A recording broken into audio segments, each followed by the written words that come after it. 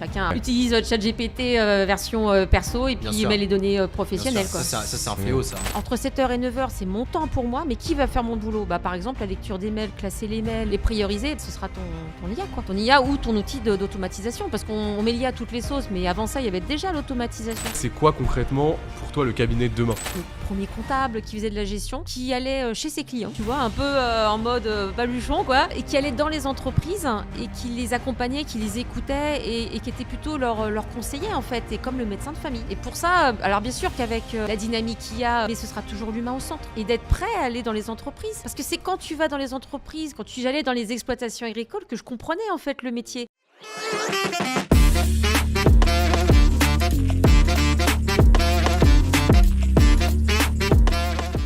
Et bienvenue à tous sur cette première interview de la chaîne YouTube d'Enaria. Déjà ravi de te rencontrer Nathalie pour ce premier podcast. Bienvenue Nathalie. Je vais te présenter rapidement, mais on a beaucoup de sujets à couvrir, comme on avait vu ensemble. On va peut-être parler en premier lieu de la gestion interne des cabinets et de pourquoi les experts comptables qui conseillent leurs clients tous les jours sont souvent les plus mal outillés eux-mêmes. On va parler notamment de conduite du changement et de pourquoi mettre en place un outil ne suffit pas. On va parler aussi d'IA appliquée au cabinet et de comment on passe du buzz à l'opérationnel. Et ensuite, on parlera peut-être du futur du métier de collaborateur comptable. Voilà. Donc, de ce que je me suis noté, moi, c'est que tu es expert comptable depuis maintenant 30 ans. Tu as commencé comme salarié en cabinet, puis en 2007, tu crées Arc-en-Ciel, ton propre cabinet en Seine-et-Marne, que tu diriges pendant 15 ans. Un cabinet reconnu pour être en avance sur la digitalisation, avec un écosystème informatique intégré que tu avais construit toi-même. Tu as ensuite fait du contrôle qualité auprès des confrères. Donc tu venais intervenir justement dans les cabinets pour voir si tout était aux normes ou pas. Donc ça pendant 4 ans. Et ensuite, tu as cédé ton cabinet en 2023 et tu as décidé d'être recruté dans un groupe, CER France, un grand groupe, où là tu t'es rendu compte un peu du choc entre le moment où tu étais en cabinet et le moment où tu es arrivé chez CER, avec des méthodes qui étaient un peu archaïques, je dirais. Et donc du coup, ça n'a pas matché. Aujourd'hui, tu as lancé Nathan Consulting, donc un cabinet qui permet de faire de la conduite du changement auprès des cabinets d'experts comptables. Donc ton positionnement, il est clair, c'est d'accompagner les cabinets comptables dans leur transformation par l'IA, avoir une approche terrain, donc essayer de comprendre un petit peu les flux organisationnels, et ensuite apporter du concret et une conduite au changement. En parallèle aussi, ça nous intriguait avec toi parce qu'on avait pu échanger avec toi donc là il y a 2 semaines sur justement ce que tu as pu mettre en place en termes de workflow, d'automatisation. Le but aussi pour vous les auditeurs, c'est que vous puissiez un peu comprendre Nathalie, comme elle a dirigé un cabinet pendant 15 ans, concrètement comment est-ce qu'on peut appliquer l'IA aujourd'hui dans les cabinets d'experts comptables, parce que je sais que c'est un sujet qui est important, on en parle un peu de partout dans les congrès, etc. Mais d'avoir vraiment un retour d'expérience d'une personne qui a de l'ancienneté dans ces sujets-là, ça peut être intéressant. Donc voilà, bienvenue Nathalie sur la ligne 42. Peut-être pour introduire, je vais te poser une question peut-être sur qu'est-ce qui t'a donné envie, qu'est-ce qui t'a poussé concrètement à passer à l'action toi de ton côté et à faire vraiment ce virage stratégique là aujourd'hui, quoi. Voilà. Je dirais une blessure, Généralement c'est comme ça qu'on avance le mieux, On subit quelque chose mais c'est le propre de l'humain. Puis moi qui ai fait du développement personnel, je l'ai bien entendu au fond de moi qu'il y avait comme une souffrance et que j'avais pas été au bout de quelque chose.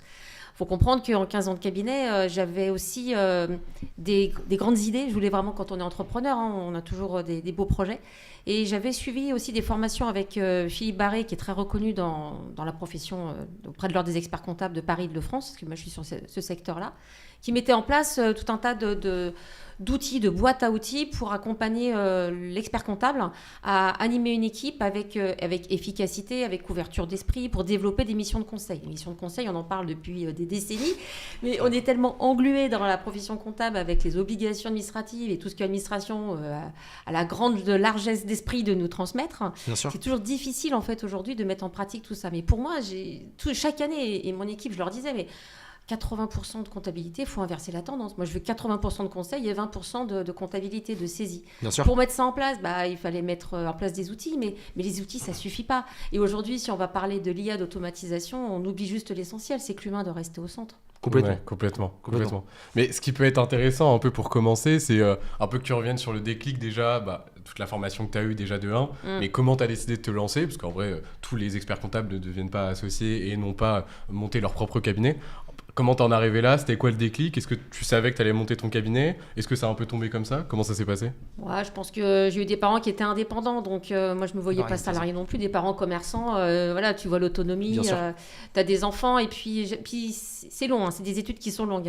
8 ans, j'ai souffert. Entre-temps, j'ai eu 2 enfants, j'ai triplement souffert. Mais c'est vrai qu'on arrive à un moment donné, on se dit, maintenant que j'ai le diplôme entre les mains, je fais quoi ? Je reste salarié ? Non, je voyais pas. Et puis, on dira ce qu'on voudra, c'est quand même un milieu misogyne. Hein, donc, une femme dans un milieu, j'ai rien contre vous les garçons, hein, mais quand même, c'est un monde patriarcal. Hein, et d'être une femme en fait, et de sortir du lot et de pouvoir mettre en place des choses et de pas juste être une collaboratrice. Bien Alors sûr. spectatrice déjà, moi j'ai toujours été actrice en fait, et c'est vrai que de mon propre film, hein, j'avoue.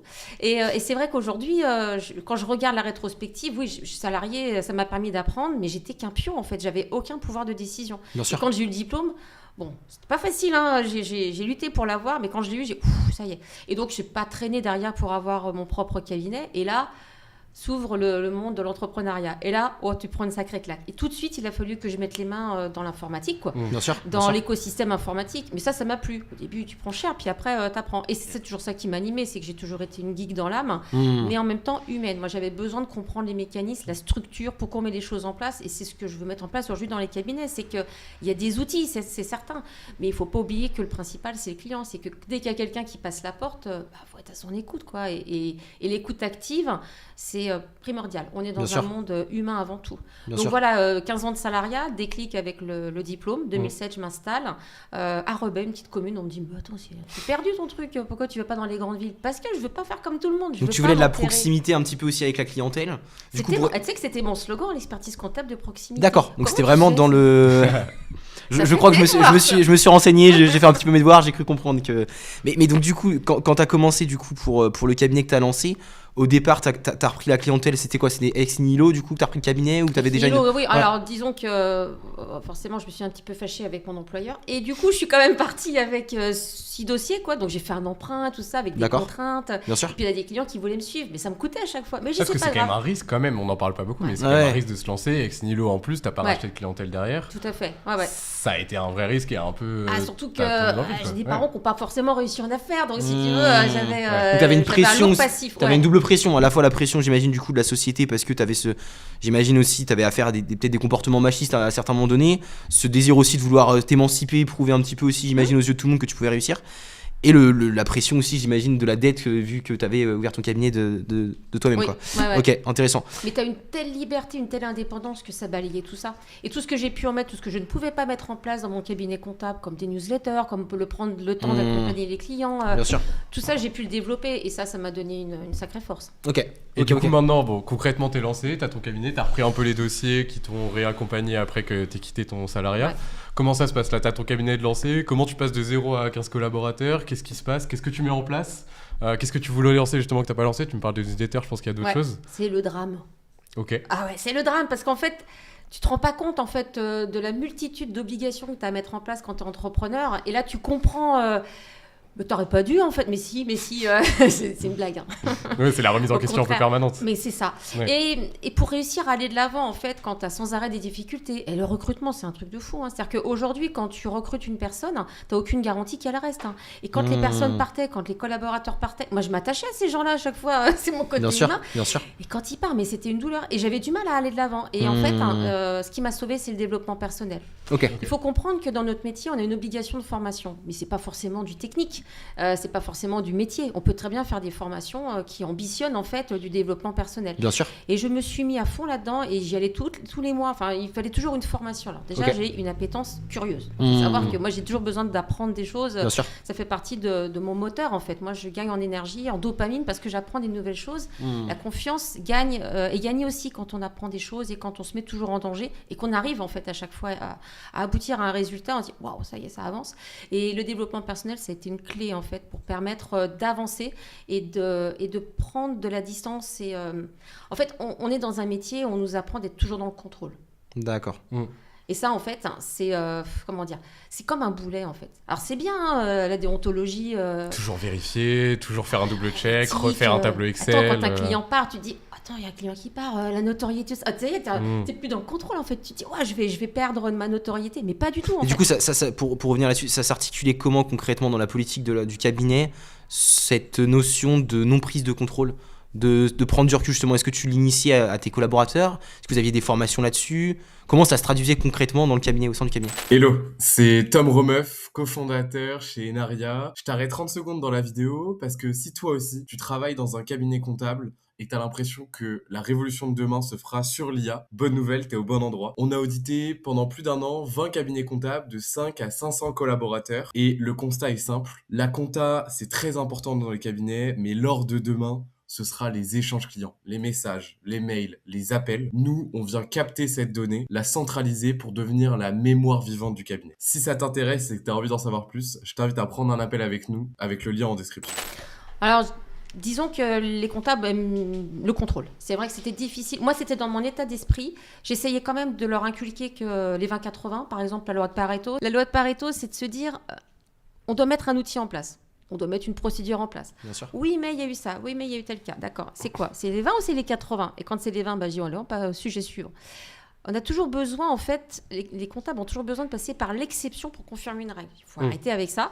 Ça reste une exception. Il faut que ça reste dans le cadre de l'exception, puisque au final, on veut aboutir à un résultat. Il ne sera pas parfait. Et une de mes plus grande bataille, en fait, une de mes plus grandes réussites, ça a été d'assumer ce côté perfectionniste qui m'avait pourri la vie pendant très longtemps, en fait, hein, et que j'ai réussi à entendre, mais que ça ne m'oblige pas, en fait, à faire des actions. Et le perfectionnisme, je pense que les experts comptables, ça va leur parler, parce qu'on nous forme à ça, en fait, à ce que tout soit parfait. Mais la seule perfection, c'est l'imperfection. Enfin, ça n'existe pas, hein, la perfection. Le fait de comprendre ça un jour, hein, et c'est de se dire, bah ouais, c'est pas grave, on a 80% de réussite, c'est toujours mieux que zéro, mais au moins on a avancé. Parce que si on n'avance pas dans la vie, en fait, on progresse pas. Et ce monde qui va encore plus vite aujourd'hui, grâce à monsieur IA ou madame, hein, parce que aujourd'hui, ça permet vraiment d'accélérer les choses, et il faut accepter, en fait, le changement, il faut accepter d'être ballotté et de perdre le contrôle. Mais est-ce que tu n'as pas l'impression, justement, avec l'essor de tous les outils, notamment dont tu parles, les automatisations qu'on peut voir aujourd'hui, ça enlève pas justement ce côté-là de besoin de contrôle que les experts comptables pouvaient avoir pour recentrer notamment sur du conseil. Aujourd'hui, est-ce que tu as l'impression que c'est un moyen justement pour s'émanciper là de ce besoin de contrôle permanent, ou au contraire, est-ce que tu penses qu'il y a toujours besoin de contrôle malgré le fait qu'il y ait de l'IA, d'automatisation, etc. Disons que moi j'ai toujours entendu la confiance n'exclut pas le contrôle. Donc oui, bien sûr qu'il faut faire confiance dans l'IA, dans les outils, dans tout ce qu'on met en place. Bien sûr qu'il faut qu'il y ait une zone de contrôle, hein, et ce contrôle peut être tenu par des comptables qui peuvent devenir des super contrôleurs, en fait, de l'IA. On peut tout à fait les réarbitrer parce qu'il y aura des gens de toute façon qui auront besoin de tourner dans cette roue de hamster. C'est leur modèle, c'est leur skill, en fait. Ils ont besoin, c'est ce qui les rassure. Et ces gens-là, en fait, on pourra les mettre face à une IA parce qu'il y aura forcément des anomalies. C'est pas parce qu'il y a des anomalies que l'outil est pas bon. Et il y a eu combien d'outils qui ont été mis en place dans des cabinets qui n'ont même pas été exploités parce que c'était le dernier outil à la mode, parce qu'un tel l'avait utilisé, mais est-ce que tu en as vraiment besoin? Moi, je n'utilisais pas des outils dont j'avais pas besoin. Et quand tu vas au congrès de l'ordre... Oui, il y a une multitude d'outils qui est présentée. Tu je peux faire ça, je peux faire ça. Mais non, en fait, non. Mais c'est intéressant parce que du coup, toi, à l'époque, quand même, tu avais la réputation avec ton cabinet d'être très digitalisé, tu t'intéressais à ce sujet-là. Qu'est-ce que déjà à l'époque tu avais mis en place? Tu vois, concrètement, comment ça s'organisait dans ton cabinet? Si là, il y a des gens qui nous écoutent, concrètement, qu'est-ce qu'ils peuvent mettre en place dans leur cabinet aujourd'hui? Mais déjà, toi, à l'époque, qu'est-ce que tu avais fait? Enfin, comment ça s'articulait dans ton cabinet? Comment tu avais formé peut-être les collaborateurs à ça? Oui, alors il faut savoir que quand on change d'éditeur, ça coûte un bras, voire deux. Et moi, j'étais prête à ce deal-là parce que quand je suis passée de Sage, par exemple, à ACD Group, ça m'a permis vraiment de mettre en place les outils de bilan, en fait. C'est-à-dire qu'avec ACD Group, le cœur du système, le cœur du réacteur, en fait, c'est la révision comptable. Et ça, j'ai trouvé que c'était prodigieux, en fait, comme approche, parce que la révision comptable, c'est ce qu'on fait, on va dire, de février à mai. Et là, tu es sous l'eau. Et si tu commences à le paramétrer tout au long de ton année, au fur et à mesure que tu fais ta saisie, tu commences déjà à préparer tes écritures, en fait, de bilan, tout ce qui est la séparation, les règles de séparation des exercices, en fait, déjà c'est un gros boulot qui est absorbé, hein.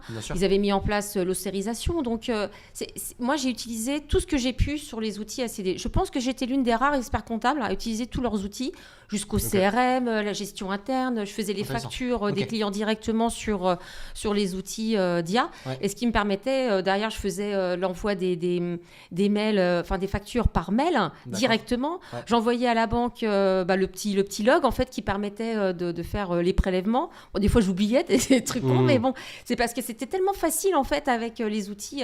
Alors que si tu as des outils qui sont pas du tout connectés les uns aux autres, c'est la misère quoi. Bien sûr. Et le seul truc au moment où j'ai dû arrêter en fait d'utiliser un des outils, c'était pour la paye.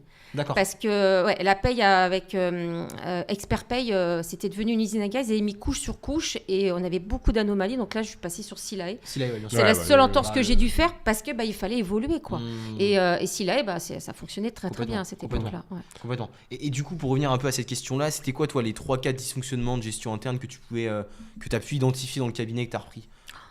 Ah, que j'ai repris ou quand j'ai créé le mien? Quand tu as créé le tien, pardon, excuse-moi. Quand j'ai créé le mien, des fois, ils avaient du mal, les collaborateurs, à faire des paramétrages. Genre, tu sais, quand tu as l'onboarding du client, tu dois faire des mandats auprès, Ouais, auprès des banques et auprès même l'administration et tout ça.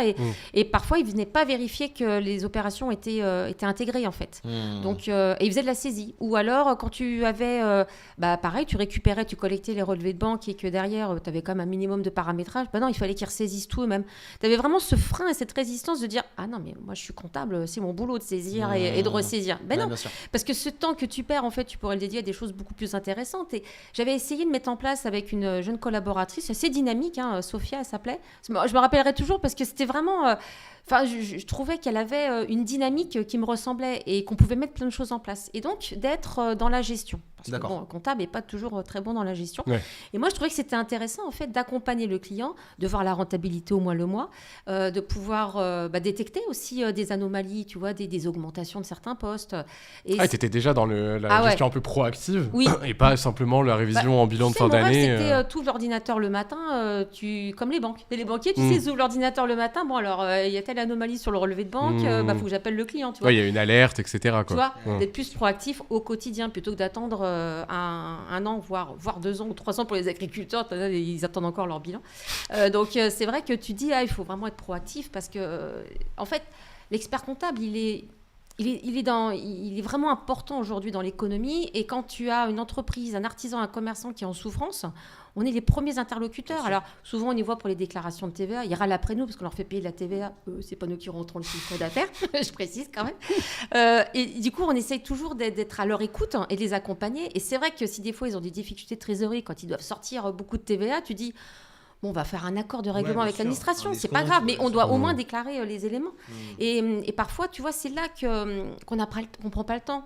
T'en as des comptables qui vont cliquer sur le bouton, le client il a 10 000 € à sortir, il t'appelle, il dit « Mais il se passait quoi? Vous m'avez pas appelé ?» C'est dommage, parce que c'est quand même une mission de conseil, on doit quand même accompagner. bien sûr. Il y a une confiance qui s'instaure. Et pourquoi des fois, tu as les clients qui quittent les cabinets? Parce qu'il n'y a pas en fait ce sûr. climat, cet accompagnement, il est primordial. Si, tu as des entreprises qui ont coulé à cause de ça. Hein. Donc voilà, faut quand même être prudent et être vraiment à l'écoute. Moi, j'ai toujours dit, allez sur l'île de votre client. Restez pas sur votre île. Et même le jargon, des fois, quand les comptables parlent aux clients, ils ont leur propre jargon et tu dis, bah ouais, mais non, le client ne comprend pas, c'est normal, hein, c'est important. Et moi, j'ai toujours aimé les images, j'ai toujours aimé, mon truc, c'était le tableau blanc. Parce que comme ça, je faisais la maîtresse d'école Ok. et j'écrivais plein de trucs. Et une fois que tu avais fini, t'effaçais, il n'y avait plus rien. Donc je sais pas si j'ai répondu à ta question, parce que je distresse Non, mais je beaucoup. pense que tu as dit pas mal de choses intéressantes. Je pense que tu as plutôt plus ou moins répondu à ma question. Peut-être revenir aussi sur l'évolution de ton cabinet. Est-ce que tu avais des objectifs de croissance à ce moment-là? Tu as commencé avec qui concrètement? Est-ce que tu avais une stratégie de mise en place? Comment étaient composés tes clients? Peut-être revenir un peu sur la particularité de ton cabinet. Est-ce que tu souhaitais transmettre à travers ce cabinet, quoi, tout simplement? Ça fait beaucoup de questions. Ouais. Alors, je vais essayer de les reprendre dans l'ordre. Je voudrais bien un tableau blanc que tu notes ça. Peut-être, ouais. Alors, la transmission aux enfants, pas forcément, parce que souvent, les agriculteurs vont entendre, hein, mais souvent, tu penses transmettre à tes enfants. Bon, j'avoue que mes enfants ont fait un peu de rapprochement bancaire, ça me rendait service, ça les amusait, mais pas du tout. Hein. J'en ai une qui travaille dans le ménage économique, donc très innovante aussi, et qui accompagne des clients d'utiliser des produits naturels. Et puis l'autre qui est plutôt conseillère, tu vois, chez Nocibé, donc on peut pas dire que la transmission se soit bien passée finalement. Bien sûr, bien sûr. Et par contre, un des axes sur lequel j'ai travaillé dès le début, pour moi, il y avait une importance capitale à avoir un partenariat avec le système bancaire. Ok. C'est Donc, quoi que tu appelles un partenariat avec le système bancaire? Je vais t'expliquer. Ouais. Tu veux en savoir plus, hein? Ouais, ça m'intéresse. Ouais. Pause pub. Ah. C'était Vas-y, une je t'en blague. prie. En fait, J'ai commencé, avant d'ouvrir mon cabinet, j'ai Ouais. contacté les banques. Ok. Donc, des grandes banques qui étaient sur la ville à côté de chez moi, à Coulommiers, parce qu'à Rebeuil, il n'y avait pas grand-chose, ma Bien sûr. petite commune. Et j'ai contacté les banques en disant, voilà, j'ouvre un cabinet et je vous propose d'être partenaire. Comme ça, tu leur envoies des clients et eux, en fait, en envoient aussi. Donc, c'était un échange de bons procédés parce que le banquier fait aussi partie des interlocuteurs privilégiés d'un entrepreneur, Bien sûr. comme une assurance. Bien sûr, bien sûr. J'avais créé des partenariats avec... donc, c'était un mini réseau d'affaires. Hein. Bon, plus tard, j'ai fait des gros réseaux d'affaires, mais au début, j'avais commencé comme ça. Et ça me permettait, tu sais, quand ton client a besoin d'un financement, Ouais. dès qu'il a son bilan, en fait, et qu'il y a l'interlocuteur comptable et banque qui fonctionnent ensemble, ça va beaucoup plus vite. Ok, donc tu simplifiais la démarche administrative Oui. parce que tu avais déjà en amont des partenaires sur lesquels orienter tes clients s'ils avaient des besoins de Tout à financement, fait. s'ils voulaient lever des fonds, si machin, Ouais. etc. quoi. Ouais, tout Ok, à fait. hyper intéressant. Et du coup, comment tu t'y es pris concrètement? Du coup, c'était quoi? C'était t'allais dans les banques, t'allais démarcher, tu faisais. Ils n'ont pas Ouais. compris. Au début, Ouais. ils m'ont vu. Alors, déjà, ils n'ont pas compris parce que je venais d'arriver dans le métier. Hein. Ouais. Et puis, en plus, il y avait déjà des cabinets qui étaient en place, Ok. mais qui n'étaient pas forcément des vrais partenaires. Oui, Donc, c'était pas vraiment proactif dans la Voilà, démarche. voilà. oui, Donc, ok. ils ne me connaissaient pas encore. Bon, après, ils m'ont compris. Et donc, ça a duré pendant un an où ça a louvoyé. Bon, moi, j'avais un emplacement particulier parce qu'il faut savoir aussi que souvent, les experts comptables se cachent un peu. Ils sont pas forcément... Alors que moi, c'était un commerce. Hein. Quand ils rentraient chez moi, Bien sûr. youplin, enfin Ouais, voilà. toujours dans ce Il y désir de avait de la proximité, tu communication. voulais, ouais, bien sûr. Ouais, bien sûr. ouais, ouais. Mais Ah, dans mais une t'étais- petite T'étais commune. une hein. vraie commerciale, ce que tu nous disais Ouais. tout à l'heure. Mais Ouais, ouais. toi, tu vois vraiment le métier aussi comme commercial, et même demain sur les collaborateurs qui sont aussi commercial, qui même toi, tu poussais déjà du conseil à l'époque. Tout à fait. La communication, j'y ai touché aussi, que j'avais même fait des sites internet pendant un temps. Bon, c'était parce que je voulais Ok. m'amuser un peu, mais c'est surtout que je voyais que les clients n'avaient pas de carte de visite, n'avaient pas de site internet. Pour des artisans, des commerçants, enfin, des fois, il faut quand Donc, même tu avoir... t'occupais aussi, si je comprends bien, aussi de leur conseiller sur leur stratégie marketing, sur leur Ouais. stratégie Ah, tout commerciale, à fait, ouais. etc. Ok. Faire Ok, du ok. flocage, tout bien à sûr, fait, des cartes de bien sûr. Ça, visite. c'est hyper Ne intéressant. pas hésiter aussi est-ce à que distribuer des flyers dans le... Tu vois, par exemple, tu as un client qui intervient chez un pavillon, on va dire, Ouais. et donc tu as toujours le véhicule, en fait, qui sert de publicité. J'y ai distribué dizaines de flyers chez les voisins, allez savoir, ça vaut Est-ce que- peut-être... Est-ce que je te coupe, hein, mais pour que nos éditeurs puissent bien comprendre, du coup, c'était quoi ta clientèle concrètement? Comment elle était organisée? Quelle était ta cible en fait, hein, concrètement? Artisans commerçants. Moi, Artisans j'étais commerçants, ouais. surtout Ok. des TPE. Ouais. Ok. C'était, TPE, sur, ok. sur Rebeuil, c'était plutôt ça. Ouais. Ok. Mais c'est intéressant parce qu'on pourra en reparler à la fin parce qu'on veut parler plus après des cabinets du futur. Mais tu vois, même maintenant, j'ai l'impression qu'il y a des cabinets qui se spécialisent après, même dans des choses qui peuvent être en dehors de l'expertise comptable, du social ou du juridique, un peu le triptyque classique. Toi, tu le faisais déjà à l'époque où tu allais proposer des prestations parce que peut-être tu avais identifié, t'avais identifié des signaux faibles dans tes clients c'est ou ça. tu voyais qu'en fait ils avaient des demandes et toi, tu as Oui. voulu y répondre peut-être comme ça. Et répondre aussi à ce qui se passe dans l'environnement. C'est-à-dire qu'il faut être aussi Ok. réceptif, toujours pareil, aller sur l'île du client. Il fallait que mon client, il aille aussi sur l'île de son propre client. Donc, toujours transférer aussi ses bonnes pratiques. Bien sûr, Hmm. bien sûr, bien sûr. Et comment finalement du coup, pour passer un peu sur la conduite du changement, parce que c'est aussi ton sujet, comment tu as amené aussi tes collaborateurs là-dedans de être proactif avec le client, tu disais faire du conseil, conseiller le client sur tout ce qui se passe, mais aussi sur la partie 80-20 Pareto, comme tu disais tout à l'heure. Qu'est-ce que tu as mis en place pour ça concrètement? Alors déjà, il faut accepter de ne pas être dans la saisie pendant que tu as un client au téléphone, tu vois. C'est d'accepter que des fois, tu passes un peu de temps chez le client. Moi, ce qu'on m'avait empêché de faire quand j'étais salarié, il était hors de question qu'on ne le fasse pas. D'aller chez le client de temps en temps parce que tu dois faire de la saisie ou juste tu passes pour dire bonjour. Pour moi, c'était important qu'il y ait ce lien humain, en fait. C'est ce qui nous faisait sortir... Parce qu'on a beau être digital, hein, du coup, l'avantage, c'est que tu as du gain de temps, quelque part, avec la digitalisation. Quand le client vient te déposer tous les documents, et puis... par mail ou sur des boîtes spéciales, en fait, du coup, tu n'as pas besoin de traiter les documents.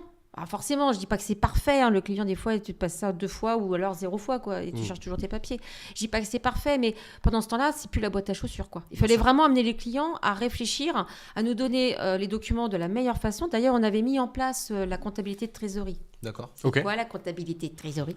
C'est-à-dire que au fur et à mesure qu'ils relevaient, il y avait le relevé de compte, et derrière, ils annexaient dans l'ordre tous les documents pour qu'on puisse retrouver toutes nos factures. C'est-à-dire que tu traitais tous les mois en compta de trésorerie, et au moment du bilan, passais en compta d'engagement. Ça permettait d'avoir une organisation et surtout simplifier la comptabilité pour le client. Parce qu'à partir du moment qu'il n'y avait pas son document derrière, il se dit « Attends, c'est pas normal, je vais aller le chercher tout de suite. Ok. » La saisie était faite de façon plus régulière, elle était complète. Ouais. Intéressant. Et est-ce que c'était complexe, disons, d'emmener les collaborateurs vers ce niveau-là de conseil. Comment tu l'as mis en place, ça, concrètement? C'est quoi, tu leur faisais des formations, toi? Parce que j'imagine, ouais, pour revenir sur ce que tu disais aussi, j'imagine aussi que tu dois avoir des collaborateurs qui n'avaient pas forcément envie de faire Ouais, de c'est conseils. ça. Nous, on a pu échanger aussi pendant les audits qu'on avait fait avec Tom, des cabinets où justement ils voulaient mettre en place du conseil. Et les collaborateurs comptables, j'ai l'impression aussi qu'il y a une personnalité aussi derrière ça, sans généraliser forcément, hein, de gens qui malheureusement ne veulent pas forcément faire de conseils ou qui savent pas comment s'y prendre. Il y a aussi une problématique, est-ce que vraiment dans la formation DSCG on vous forme aussi sur du conseil?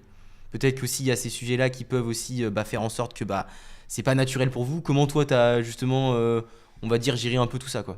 Je pense que j'ai eu plutôt une bonne équipe. Ils savaient bien qu'on pouvait être à l'écoute du client, qu'on pouvait mettre des actions en place et que c'était pas forcément facile à mettre en place de toute façon. Moi, chaque fois, je leur amenais des nouveaux outils, il fallait les mettre en pratique. Hein. Je pense que je les ai bien habitués à ce type d'évolution. Quand je suis allée sur un autre cabinet comptable, parce que je leur ai demandé, en fait, ce qu'il faut, c'est être transparent. Et c'est vrai qu'aujourd'hui, on ne peut pas gérer un cabinet si on n'a pas l'adhésion de l'équipe. Et c'est d'ailleurs pour ça que je suis partie. C'est parce que j'avais perdu cette adhésion de l'équipe et je me sentais plus crédible finalement vis-à-vis d'eux. Et comment tu l'expliques cette perte d'adhésion du coup de l'équipe concrètement? La facture électronique arrivait et puis moi je pense que effet Covid aussi. J'avais perdu moi aussi mes repères avec l'effet Covid. Je m'étais mis en retrait vis-à-vis de mon équipe et je pense que aussi j'avais fait le tour de mon métier. Et ça se matérialisait comment cette mise en retrait du coup concrètement? Je partais sur d'autres directions. Alors, des réseaux d'affaires, mon association. J'avais même fait aussi une activité de coach alimentaire par exemple. Je faisais des choses un peu différentes parce que moi je vibre comme ça. Ta force auparavant est devenue une forme de faiblesse. Tout à fait. Parce que tu n'avais pas de trajectoire claire en fait sur où tu voulais emmener ton équipe quoi concrètement. Oui. Ok, très clair. Ok. Merci de mettre des mots. Mais sûr. Non, mais c'est intéressant. C'est pas le but de raviver tout ça. Non, mais j'y vais alors. Ce qui est intéressant pour moi, c'est l'équilibre un peu justement assez dur à trouver entre justement essayer d'innover, apporter d'autres fonctions aussi, support au cabinet d'expertise comptable qui peut être trop traditionnel et qui peut aussi brider, j'ai l'impression aussi les équipes. Moi, le sujet que j'aimerais revenir avec toi, parce que j'ai l'impression que ça tu l'as tout à fait compris, sur la conduite du changement, c'est intéressant, mais aussi sur la partie recrutement. Toi, comment est-ce que ça se passait le recrutement au sein de ton cabinet concrètement? Qu'est-ce que tu recherchais comme type de personnalité? Est-ce que tu avais une méthode particulière? Comment ça se passait concrètement? Clairement, ce qu'on nous dit nous aujourd'hui, c'est qu'il y a plus de clients que de collaborateurs qu'il y a, et donc comment on fait quoi? Il y a un turnover dans tous les cabinets. Est-ce qu'à l'époque déjà c'était déjà ça, et comment tu fais? Alors, tu te mets dans une ville où il y a 2000 habitants, déjà ça aide énormément. Parce que, les gens sont un petit peu attachés à leur commune, ils veulent éviter les déplacements. Après, tu mets en place le télétravail. Nous, on a été précurseurs du télétravail. Quand c'est arrivé avec la période du Covid, on était déjà dedans en fait. Donc, vous l'avez déjà mis en place avant? Oui, on l'avait déjà mis en place. Donc, pour leur permettre d'avoir une journée en télétravail, c'était pas mal. Pouvoir aussi travailler sur... on va dire 5 jours et demi. C'est-à-dire qu'ils pouvaient très bien le vendredi après-midi. Par exemple, j'avais une collaboratrice qui faisait une formation. D'accord. Et du coup, elle s'est organisée tous les jours. Elle faisait ses 35 heures, mais sur 5 jours et demi. D'accord. Qui lui permettait, vendredi après-midi, d'avoir du temps pour elle. Je pense qu'un employeur... C'est vrai que c'est pas toujours évident parce qu'on a toujours pareil, le contrôle. Quand les gens sont pas là, tu te dis, mais oui, mais si on a besoin d'eux et tout ça, mais tout peut attendre. Et un des éléments qu'il faut toujours avoir à l'esprit, et que je leur disais toujours, on n'est pas dans le médical. Faut arrêter là. Il n'y a pas mort d'homme, quoi. Donc, tout peut être reporté au lendemain. Et même quand il peut y avoir des urgences, une TVA qui n'est pas déposée, au pire, on a 2-3 jours devant nous. Et en plus, il y a toujours beaucoup d'entraide dans un cabinet comptable. Donc, la collègue n'est pas là, tu en as forcément une qui va répondre. C'est jamais évident, en fait, mais il n'y a pas d'urgence. Ok, et du coup, ça c'est intéressant aussi sur ce que tu dis, parce que tu dis il y a toujours de l'entraide dans les cabinets d'experts comptables, mais concrètement, toi, comment ça se passait cette passation-là? Parce que je sais qu'aujourd'hui, les problématiques que peuvent rencontrer les cabinets aussi, c'est quand il y a un collaborateur qui est sortant, qui soit en congé, qui soit absent, etc. Des fois, il y a un manque de centralisation de l'information. Typiquement, demain, il y a un collaborateur qui part, le collaborateur qui le remplace, il n'a pas forcément de suivi sur ce qui se passe. Est-ce que vous aviez des procédures concrètes pour justement essayer de pas dépendre d'une personne? Comment ça se passait à ce niveau-là? Alors, un mois de période de préavis, c'est court et en même temps, c'est long. C'est-à-dire que c'est court quand tu n'as pas le nouveau collaborateur sous la main. Et c'est long quand ils sont ensemble, parce que c'est pas non plus toujours évident. Puis bon, c'est un coût supplémentaire pour l'employeur, parce Bien que c'est deux salaires. Donc voilà, ça c'était un enjeu déjà, c'est d'avoir toujours quelqu'un pour le remplacer, ou du coup forcément c'est les collègues qui prennent la charge du travail en plus de la leur. Mais généralement il y a toujours, ça fonctionne quand même. On vous dira ce qu'on voudra, mais en cabinet comptable, on est tellement stéréotypé obligations fiscales, même si c'est pas ton client, tu feras quand même le job. Parce que tu as cette... Forme d'entraide. Ah ouais. Et puis même vis-à-vis du client, en fait. Tu as vraiment Ouais, c'est un sacerdoce en fait. Tu rentres dans l'expertise comptable, t'es étiqueté en fait, et tu rentres dans un schéma et tu te dis vis-à-vis du client, je suis obligée de le faire. Donc au final, tu as toute cette entraide en fait qui fait que même si tu as un départ de collaborateur, même quand il part en fait, il donne toutes les consignes à un collègue s'il y a personne pour le remplacer. Après, c'est vrai qu'un des points essentiels, et ça vous l'avez mis en place, c'est le CRM. Parce qu'aujourd'hui, quand tu as un outil qui centralise, alors nous, c'est ce qu'on avait avec Dia, tu centralises la GED, donc tous les documents, tu centralises les mails. Bon, ça ne marchait pas toujours, mais en tout cas, au moins, tu as les mails et tu peux regarder. Moi, quand j'avais des rendez-vous avec des clients, je regardais déjà ce qui s'était passé. Ouais, tu voulais avoir le contexte, tu voulais quand même savoir où est-ce que tu arrivais, parce que évidemment, tu n'as pas le contexte de tous tes clients dans la tête, quoi, j'imagine. C'est ça. Donc, c'est important de prendre le temps en fait, de regarder tout ça. Mais si c'est dispersé, tu ne peux pas le faire, en fait. Bien sûr, Il faut tout centraliser. Donc, tu as le contexte. Toi, tu l'avais mis en place déjà ça à l'époque, de tout centraliser, parce que c'est quand même assez précurseur. Oui, aujourd'hui, parce que Dia le permet, clairement, Dia client. Ouais, c'est ça. Ok. Ouais, mais ça, c'est hyper intéressant. Déjà, tu avais déjà cette notion-là de centralisation et les échanges clients, tu voyais vraiment que c'était l'or du cabinet aujourd'hui, quoi. Tout à fait. Déjà à l'époque. Oui, ce qu'on pouvait mettre en place. Quand on faisait les entretiens de bilan, déjà, tu parles du passé, mais c'est ce qui n'est pas le plus intéressant. Une fois que tu as acté le résultat, que tu as optimisé tout ça, ce que tu veux, moi, je prenais du temps avec eux pour parler de leurs projets. Leurs conseils, leurs projets, personnels et professionnels. Parce qu'un entrepreneur, il est les deux. Il ne vient pas te voir que pour le côté professionnel. Il a aussi un cœur de père, de mère, bien sûr. de projet, de vacances. Enfin voilà, c'est des choses qui lui tiennent à cœur aussi. Et donc, il faut entendre tout ça. Et en fait, à chaque fois, j'avais toujours... j'avais un outil que j'utilisais avec RCA, en fait, c'est bilan imagé. Parce que c'était, comme son nom l'indique, et c'était très parlant, en fait. Ça permettait de pouvoir rajouter des slides. Et dans les slides, moi, j'étais toujours une petite fouine, donc je me disais, mais quels sont leurs besoins aujourd'hui et donc, je rajoutais forcément des slides. Je commençais déjà à toucher un peu le patrimonial, dire pourquoi on ne mettrait pas en place une SCI, parce qu'une collègue m'avait dit, tiens, il a telle et telle attente. C'était important d'échanger avec les collaborateurs aussi, de se dire... déjà dans les signaux faibles à l'époque, tu le faisais sans IA, parce que maintenant, on pourra en parler après, mais on peut le faire avec les IA. Tu étais déjà à l'époque sur l'identification des signaux faibles, du coup, si je comprends bien, pour vraiment aller dans le conseil un peu proactif et personnalisé par client. Et puis, comme il a toujours besoin un peu de maturité, tu mettais le slide d'une année, puis tu le remettais l'année suivante, et à un moment donné, ça rentrait. Et puis, sans oublier les démonstrations au tableau, c'est-à-dire que moi, je lui présentais un slide, mais derrière, il y avait un tableau blanc. Je dis, alors, on va éteindre l'écran, je vous explique. Et là, j'écrivais au tableau, on voit la maîtresse, et comme ça permettait en fait de faire une démonstration. Et là, ils étaient convaincus derrière. Ok, intéressant. Ok, mais pour revenir sur ces sujets-là justement, là, tout ce qu'on a pu évoquer, peut-être aussi sur l'adoption des outils aussi, ça c'était un sujet qui était intéressant. La formation. Sur la formation aussi. Comment identifier pour toi les résistances au changement? Est-ce que tu as pu en rencontrer d'ailleurs dans le cabinet ou dans lequel tu étais et que tu avais créé ex nihilo, mais est-ce que aussi tu avais des signaux que tu surveillais de ton côté? Comment est-ce que tu t'y prenais concrètement à ce niveau-là? Alors, en cabinet comptable, on a ce qu'on appelle la feuille de temps. D'accord. Je ne sais pas si vous avez entendu parler. Si. Bon, c'est une obligation, on va dire, pour les collaborateurs d'indiquer leur temps. Bien sûr.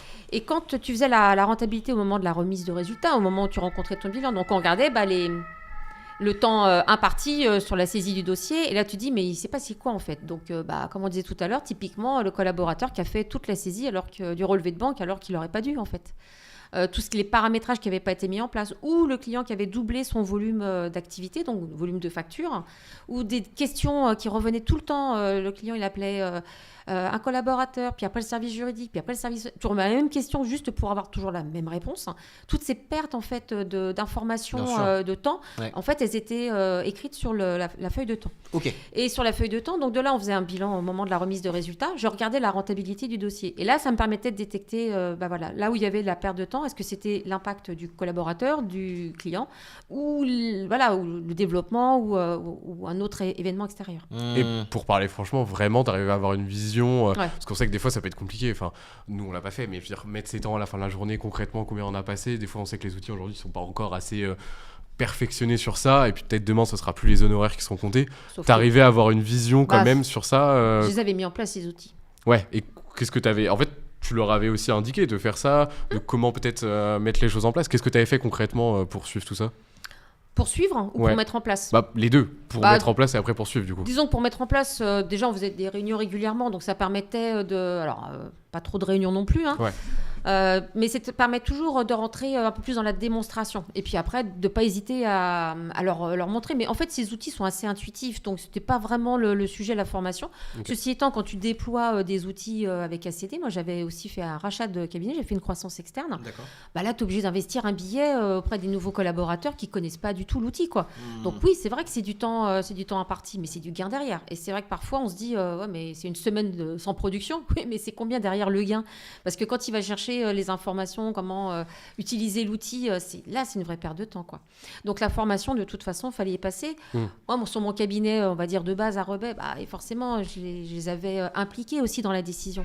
Parce que si tu impliques pas ton personnel dans la décision, tu as de la résistance. Et comment tu faisais du coup pour les impliquer dans la décision? Par exemple, quand tu décidais, je sais pas moi, d'adhérer à un outil, concrètement, comment ça se passait? Est-ce que tu les impliquais dans le processus d'achat?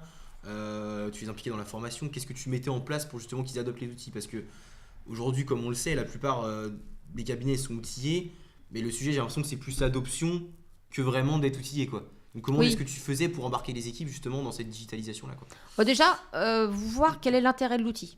Parce qu'un outil n'a d'intérêt que si c'est un bon outil. À un moment donné, c'est comme un artisan. Si c'est un bon outil, il ira beaucoup plus vite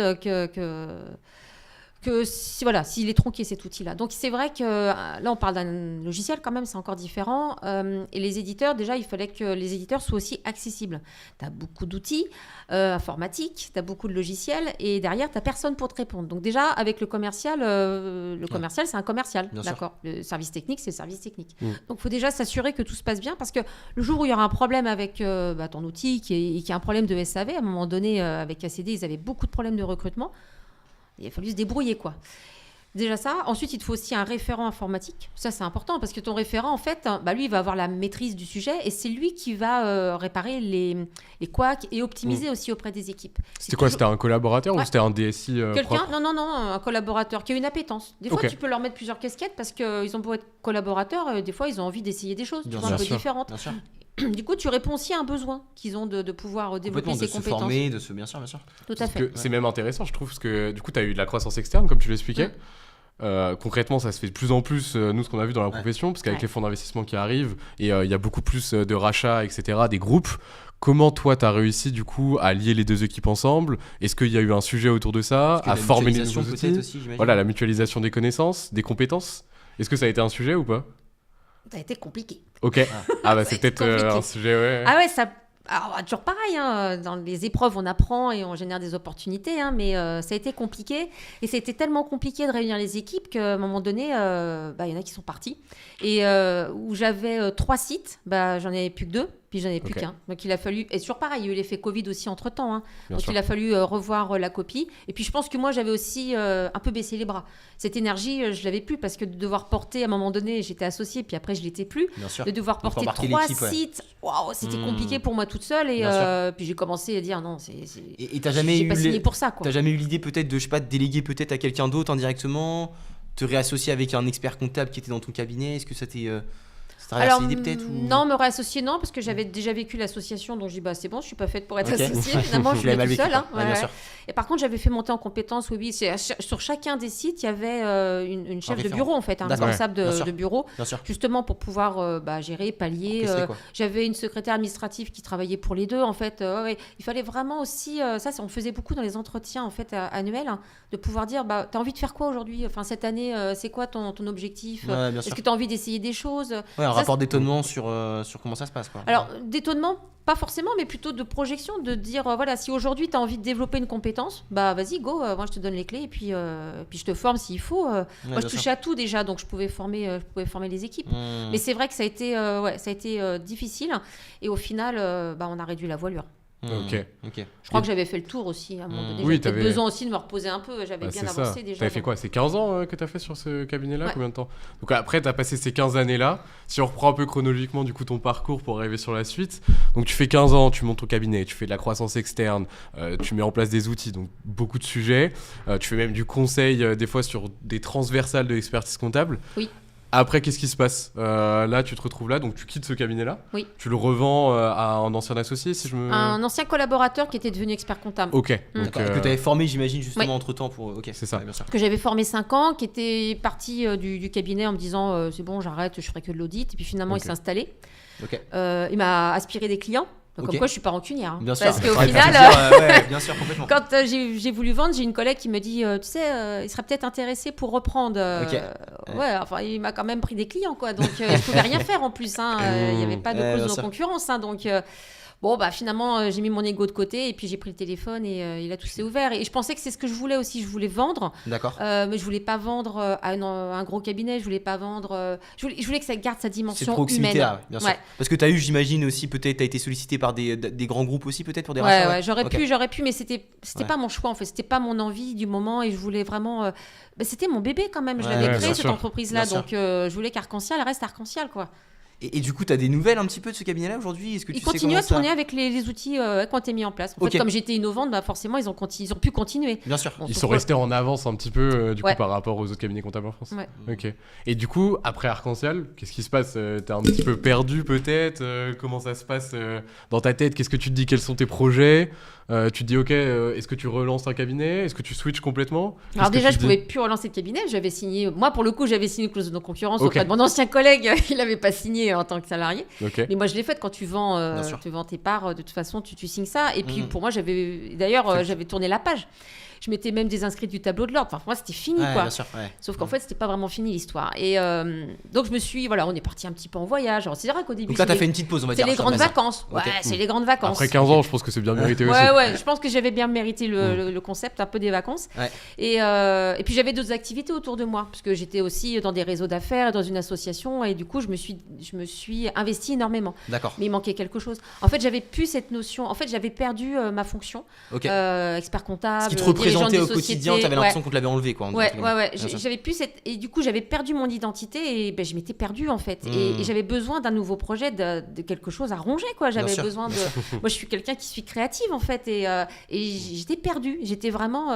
Je suis même partie 6 semaines en van parce que qui suis-je à un moment donné. Ok. Ouais, Je c'est suis partie vraiment à une remise en Brocéliande question, alors. Ouais, donc ah oui. tu t'as Je suis posé partie sur en papier. Bretagne. En Bretagne, bah, comme quoi il faut pas partir très loin pour. Tout à fait. Ouais, je suis pas partie très Par loin. Brocéliande, mais- on peut voyager un peu. Ah Ouais. ouais, mais c'était vraiment sympa. Et c'était nécessaire. Je pense Ok. que j'avais vraiment besoin de remettre la balle au centre. Ok. Tu vois, revenir un peu sur. Mais j'avais perdu tellement d'énergie en fait, mais même dans le cabinet, le cabinet comptable, ça a été. C'est prenant. C'est prenant. Ouais, c'est un métier qui est hyper prenant. Et avec du recul, comment tu l'expliques? Enfin, si tu devais décrire en une phrase, je sais que c'est compliqué, ton expérience au sein de ce cabinet, comment toi tu vois les choses maintenant avec ce recul-là? Est-ce que pour toi c'est un échec ou pas? Comment est-ce que pour toi, qu'est-ce qui s'est passé concrètement dans cette expérience-là, quoi? Qu'est-ce que ça t'a appris concrètement aujourd'hui? Ça m'a appris la résilience. J'ai compris que je pouvais rebondir et je pouvais me faire confiance. Mais par contre, la souffrance, ouais, c'est de pas avoir pu aller jusqu'au bout, tu vois, par rapport à mon équipe, la conduite du changement. En fait, ce qui a été le déclencheur, c'est que j'ai découvert lors d'un congrès de l'ordre un nouvel éditeur qui était soutenu en plus par, on va dire, par un investisseur soutenu par l'ordre des experts On peut avoir comptables. le nom ou pas? C'est... Myunisoft. Myunisoft, ouais, c'était Myunisoft à l'époque. Ouais, Ok. Myunisoft. Ouais, bien sûr. J'ai vraiment, quand j'ai vu leur démonstration, j'ai dit, waouh, c'est ça qu'il nous faut maintenant avec ACD, on va pas pouvoir avancer. Mmh. Et en fait, la démonstration à laquelle j'avais invité donc 2 collègues, c'est pas très bien passé. Ok. Au final, quand ils en ont parlé devant l'équipe, très négatif. Et là, L'équipe était négative, tu veux dire? en fait, le retour d'expérience des 2 collaborateurs, il y en a un qui était négatif et l'autre qui dit bah, c'est normal, il y a eu un petit bug informatique, mais c'était rien en fait. Et en fait, là, mon château de cartes, il est tombé. Et là, je me suis dit, Ouais. ah bah en fait, je vais pas pouvoir les accompagner plus que là, puisque je sentais que. Et l'IA n'était pas encore arrivée. Je sentais que la facture électronique, à cette époque-là, c'était 2024 qu'elle était pressentie. J'ai dit attention avec la facture électronique, il va vraiment falloir mettre les bouchées doubles pour développer la mission de conseil. Et là, en Tu avais fait, l'impression que tu n'arrivais plus à embarquer les équipes C'est dans ça. ta vision de demain, quoi. ouais, Ok. ouais. J'avais perdu cette aura et au final, je me suis dit, si je peux pas les emmener, Et tu l'expliques comment ça? Parce que j'ai l'impression que tu as eu vraiment un basculement, parce qu'au début j'ai l'impression que tu as réussi à les embarquer sur quelque chose de nouveau, novateur. Comment est-ce que tu expliques ce basculement-là? Est-ce que tu as pu en parler avec eux? Est-ce que tu as pu échanger avec eux là-dessus? bah non, en fait, Ouais. je pense qu'il y a eu une rupture assez brutale et même quand je revenais au cabinet, je me sentais même plus chez moi. D'accord. Alors, Ah oui, c'était mon d'accord. entreprise quand même Ouais, à bien la base, c'était mes locaux, mes bureaux ouais, il y a eu une cassure en fait assez dure pour moi aussi, hein, puis Bien aussi sûr. pour eux, hein, je Bien pense. sûr, Hein. bien sûr. J'ai même pas fait de pot de départ. Imagine-toi, moi j'aurais proposé de faire un pot de départ et Ok, ouais, en donc fait c'était limite vraiment, je suis restée sur le paillasson quoi. Ouais, bien Donc sûr. bien ouais, sûr. ça a été et ça je pense que ça a été une blessure, mais aujourd'hui c'est une opportunité parce que je me dis ce que j'ai pas pu finir chez Arc-en-Ciel, bah, je vais pouvoir le faire avec d'autres sûr, cabinets ouais, comptables d'autres parce que j'avais commencé quelque chose donc et si j'ai pas fini ça me va pas moi. J'ai jusqu'au bout du Bien truc. sûr, Hein. bien Alors sûr. c'est un peu mon côté perfectionniste qui revient, j'avoue. Il est jamais très très loin. Non, mais bien sûr, tu voulais toujours être proactive. Donc Ouais. concrètement, en fait, tu as cette blessure là qui arrive après 15 ans où finalement tu te reconnais plus même chez toi, dans ta propre entreprise. Et donc après, tu voyages un peu, tu essaies de te chercher. Ouais. Qu'est-ce qui se passe après derrière? Qu'est-ce que tu te dis? C'est quoi tes nouveaux projets? Je reviens de Brocéliande et je me dis, toi, je vois une annonce d'un cabinet et là, je me dis, ah non, mais c'est ça, ça me parle. Enfin, pourquoi repartir sur un nouveau métier? Moi, c'est ça mon métier, en fait. Donc, je fais des entretiens. Même sur Paris, je rencontre une boîte d'intérim et puis il n'y a rien qui se passe. C'est bizarre quand même. Je fais des annonces auprès d'autres cabinets comptables. Ça bouge pas. Tu dis c'est peut-être un signe de la vie. Ouais, alors moi, je suis super à l'écoute des signes. Bon, écoute, mais des fois... faut Pas le bon attendre. moment. Des fois, voilà, c'est ça, Ouais. c'est une question de timing. Bon, ok, admettons. Et puis finalement, j'ai un cabinet donc, qui me contacte, Serre France, le réseau Serre France, et ouais, on aime bien votre profil et tout ça, on voudrait vous rencontrer. Et l'entretien se fait, j'en ai plusieurs entretiens, et puis au bout de 3 mois, ça a mis beaucoup de temps, ça y est, je suis recrutée, mais en tant que conseillère agricole D'accord. et expert comptable. Ok. Rien à voir. Ouais, Et je leur ai dit, spécialisé, quoi. voilà, je leur ai dit, moi la grille, je connais pas quoi. Ils m'ont dit, c'est pas grave, vous allez apprendre, il y a plein de formations. Et c'est vrai que j'en ai mangé de la formation. Ok, donc il y a quand même une politique de formation au départ chez CR France où les gens qui avaient un portefeuille agricole, vous aviez des formations justement pour comprendre le métier, etc. quoi. Ouais. Ok, intéressant. Ok. Et là, je vois holding. Moi, j'y connais rien. Et en fait, je vois tous les avantages de la holding. Ok, bah, faut le mettre en place. Et en fait, je rencontre des agriculteurs. Ah si, on a mis en place les holdings. Puis les collaborateurs, mes collègues, en fait, parce que du coup, j'avais plus la même posture, j'étais collègue. Donc, on pouvait échanger sur des choses et des montages. Ah non, mais ça a l'air super intéressant l'histoire. Ok. Moi, j'aurais jamais fait ça chez les Donc artisans et tu les te commerçants. repassionnes un petit peu pour le Et métier. voilà, et c'était reparti. Ouais, bien sûr. Et j'ai reparti. Mais est-ce que Sur c'est mes pas rails. ce basculement-là justement de passage à chef d'entreprise à salarié qui t'a remis peut-être aussi un petit peu plus en proximité avec tes collègues peut-être aussi Ouais. que t'avais perdu cette proximité-là en fait. Ça a réparé quelque chose. Tu l'as ouais. retrouvé indirectement Ouais. dans cette casquette-là quoi. Ok. Tu manges Intéressant. ensemble, Bien sûr. tu fais certaines Bien sûr, sorties bien sûr. ensemble. C'était plus dans une posture naturelle de ce que tu retrouvais à l'ancienne quoi. Et moi, je faisais ça avant au début du cabinet. Hein. J'en préparais des repas. Enfin, Bien sûr, j'aimais bien ce côté, on disait, familial. complètement. Bon, là, je l'ai un peu retrouvé chez Serre France avec les collègues. Bon, après, ça... Donc comment se passe ton introduction du coup chez CR France concrètement? Du coup c'est ton rôle donc du coup c'est conseillère agricole. T'es en collaboration avec d'autres. T'as un chef de mission qui est au-dessus de toi. Comment ça se passe concrètement là-dessus? Alors moi, je suis en direct avec la directrice Ok. du site. Parce Ouais. que, et encore, quand je me suis présentée vis-à-vis des équipes, moi, je disais conseillère agricole. Et je m'arrêtais là. Et la directrice qui disait « et expert comptable ». Ouais, aussi. Ah oui, Tu vois, ouais, je l'avais bien mis de côté, ce Bien côté sûr, expert bien sûr, comptable. bien Parce sûr. que j'avais été frustrée, en fait, Ouais. avec ce côté-là. Ah, c'est marrant ça. Ok. Ah T'avais ouais. encore la C'est très, blessure de ouais. l'époque peut-être qui était encore en toi et tu t'es Ouais. dit ok, maintenant je veux vraiment me spécialiser dans Je veux plus l'agriculture. être expert comptable. Bien sûr, bien Mais sûr. les fondamentaux étaient là, Bien sûr, quoi, bien d'une sûr. façon ou d'une autre. Et mes mécanismes sont tout de suite revenus. Et là, je me suis dit, quand on me posait des questions sur la fiscalité, et une des premières questions qu'on me pose, c'est un calcul de plus-value pour un commerçant. Ouais, j'ai la réponse. Non, t'es pas là pour ça. je me retenais des fois, Ouais, bien mais sûr. forcément, pour moi, c'était facile, quoi. Ok. Intéressant. Et du coup, là, tu commences à rentrer dans le cabinet, tu te spécialises, c'est intéressant, on pourra en reparler après parce que toi aussi, c'est ce que tu as fait derrière. Concrètement, qu'est-ce que tu retrouves au sein du cabinet? Est-ce que finalement, en termes de gestion, vu que c'est un gros groupe, tu étais plutôt satisfait de ce qui se passait? C'était différent de toi quand tu avais créé ton cabinet? Comment tu te sens? C'est quoi ton a priori quand tu arrives au cabinet en découvrant un peu comment c'est géré? Tu veux la vérité? Ouais. Moi, on m'avait vendu du rêve. Hein. On m'avait parlé d'un cabinet innovant. Quand j'ai vu leurs outils, ce qu'ils mettaient en place aux clients et la saisie telle qu'ils la faisaient sur Agiris, j'ai dit au secours, j'étais prête à partir hein, avec mes bagages, hein, parce que quand j'ai vu ça, j'ai dit non mais c'est pas possible. Et les premières réunions où faut solidifier les équipes, faut fidéliser les clients, on perd beaucoup de dossiers. Hein? Mais attendez, moi je suis pas venue pour ça. Moi je pensais vraiment que j'allais pouvoir continuer mon développement personnel, professionnel, tu vois.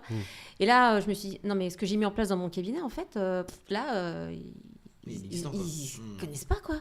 Et là je me suis dit, puis je voyais des collaboratrices un peu en pleurs et tout ça, j'ai dit oh mon dieu, Pas du tout. le côté humain il est où là? Oh là là, mais ça me faisait des frissons quoi.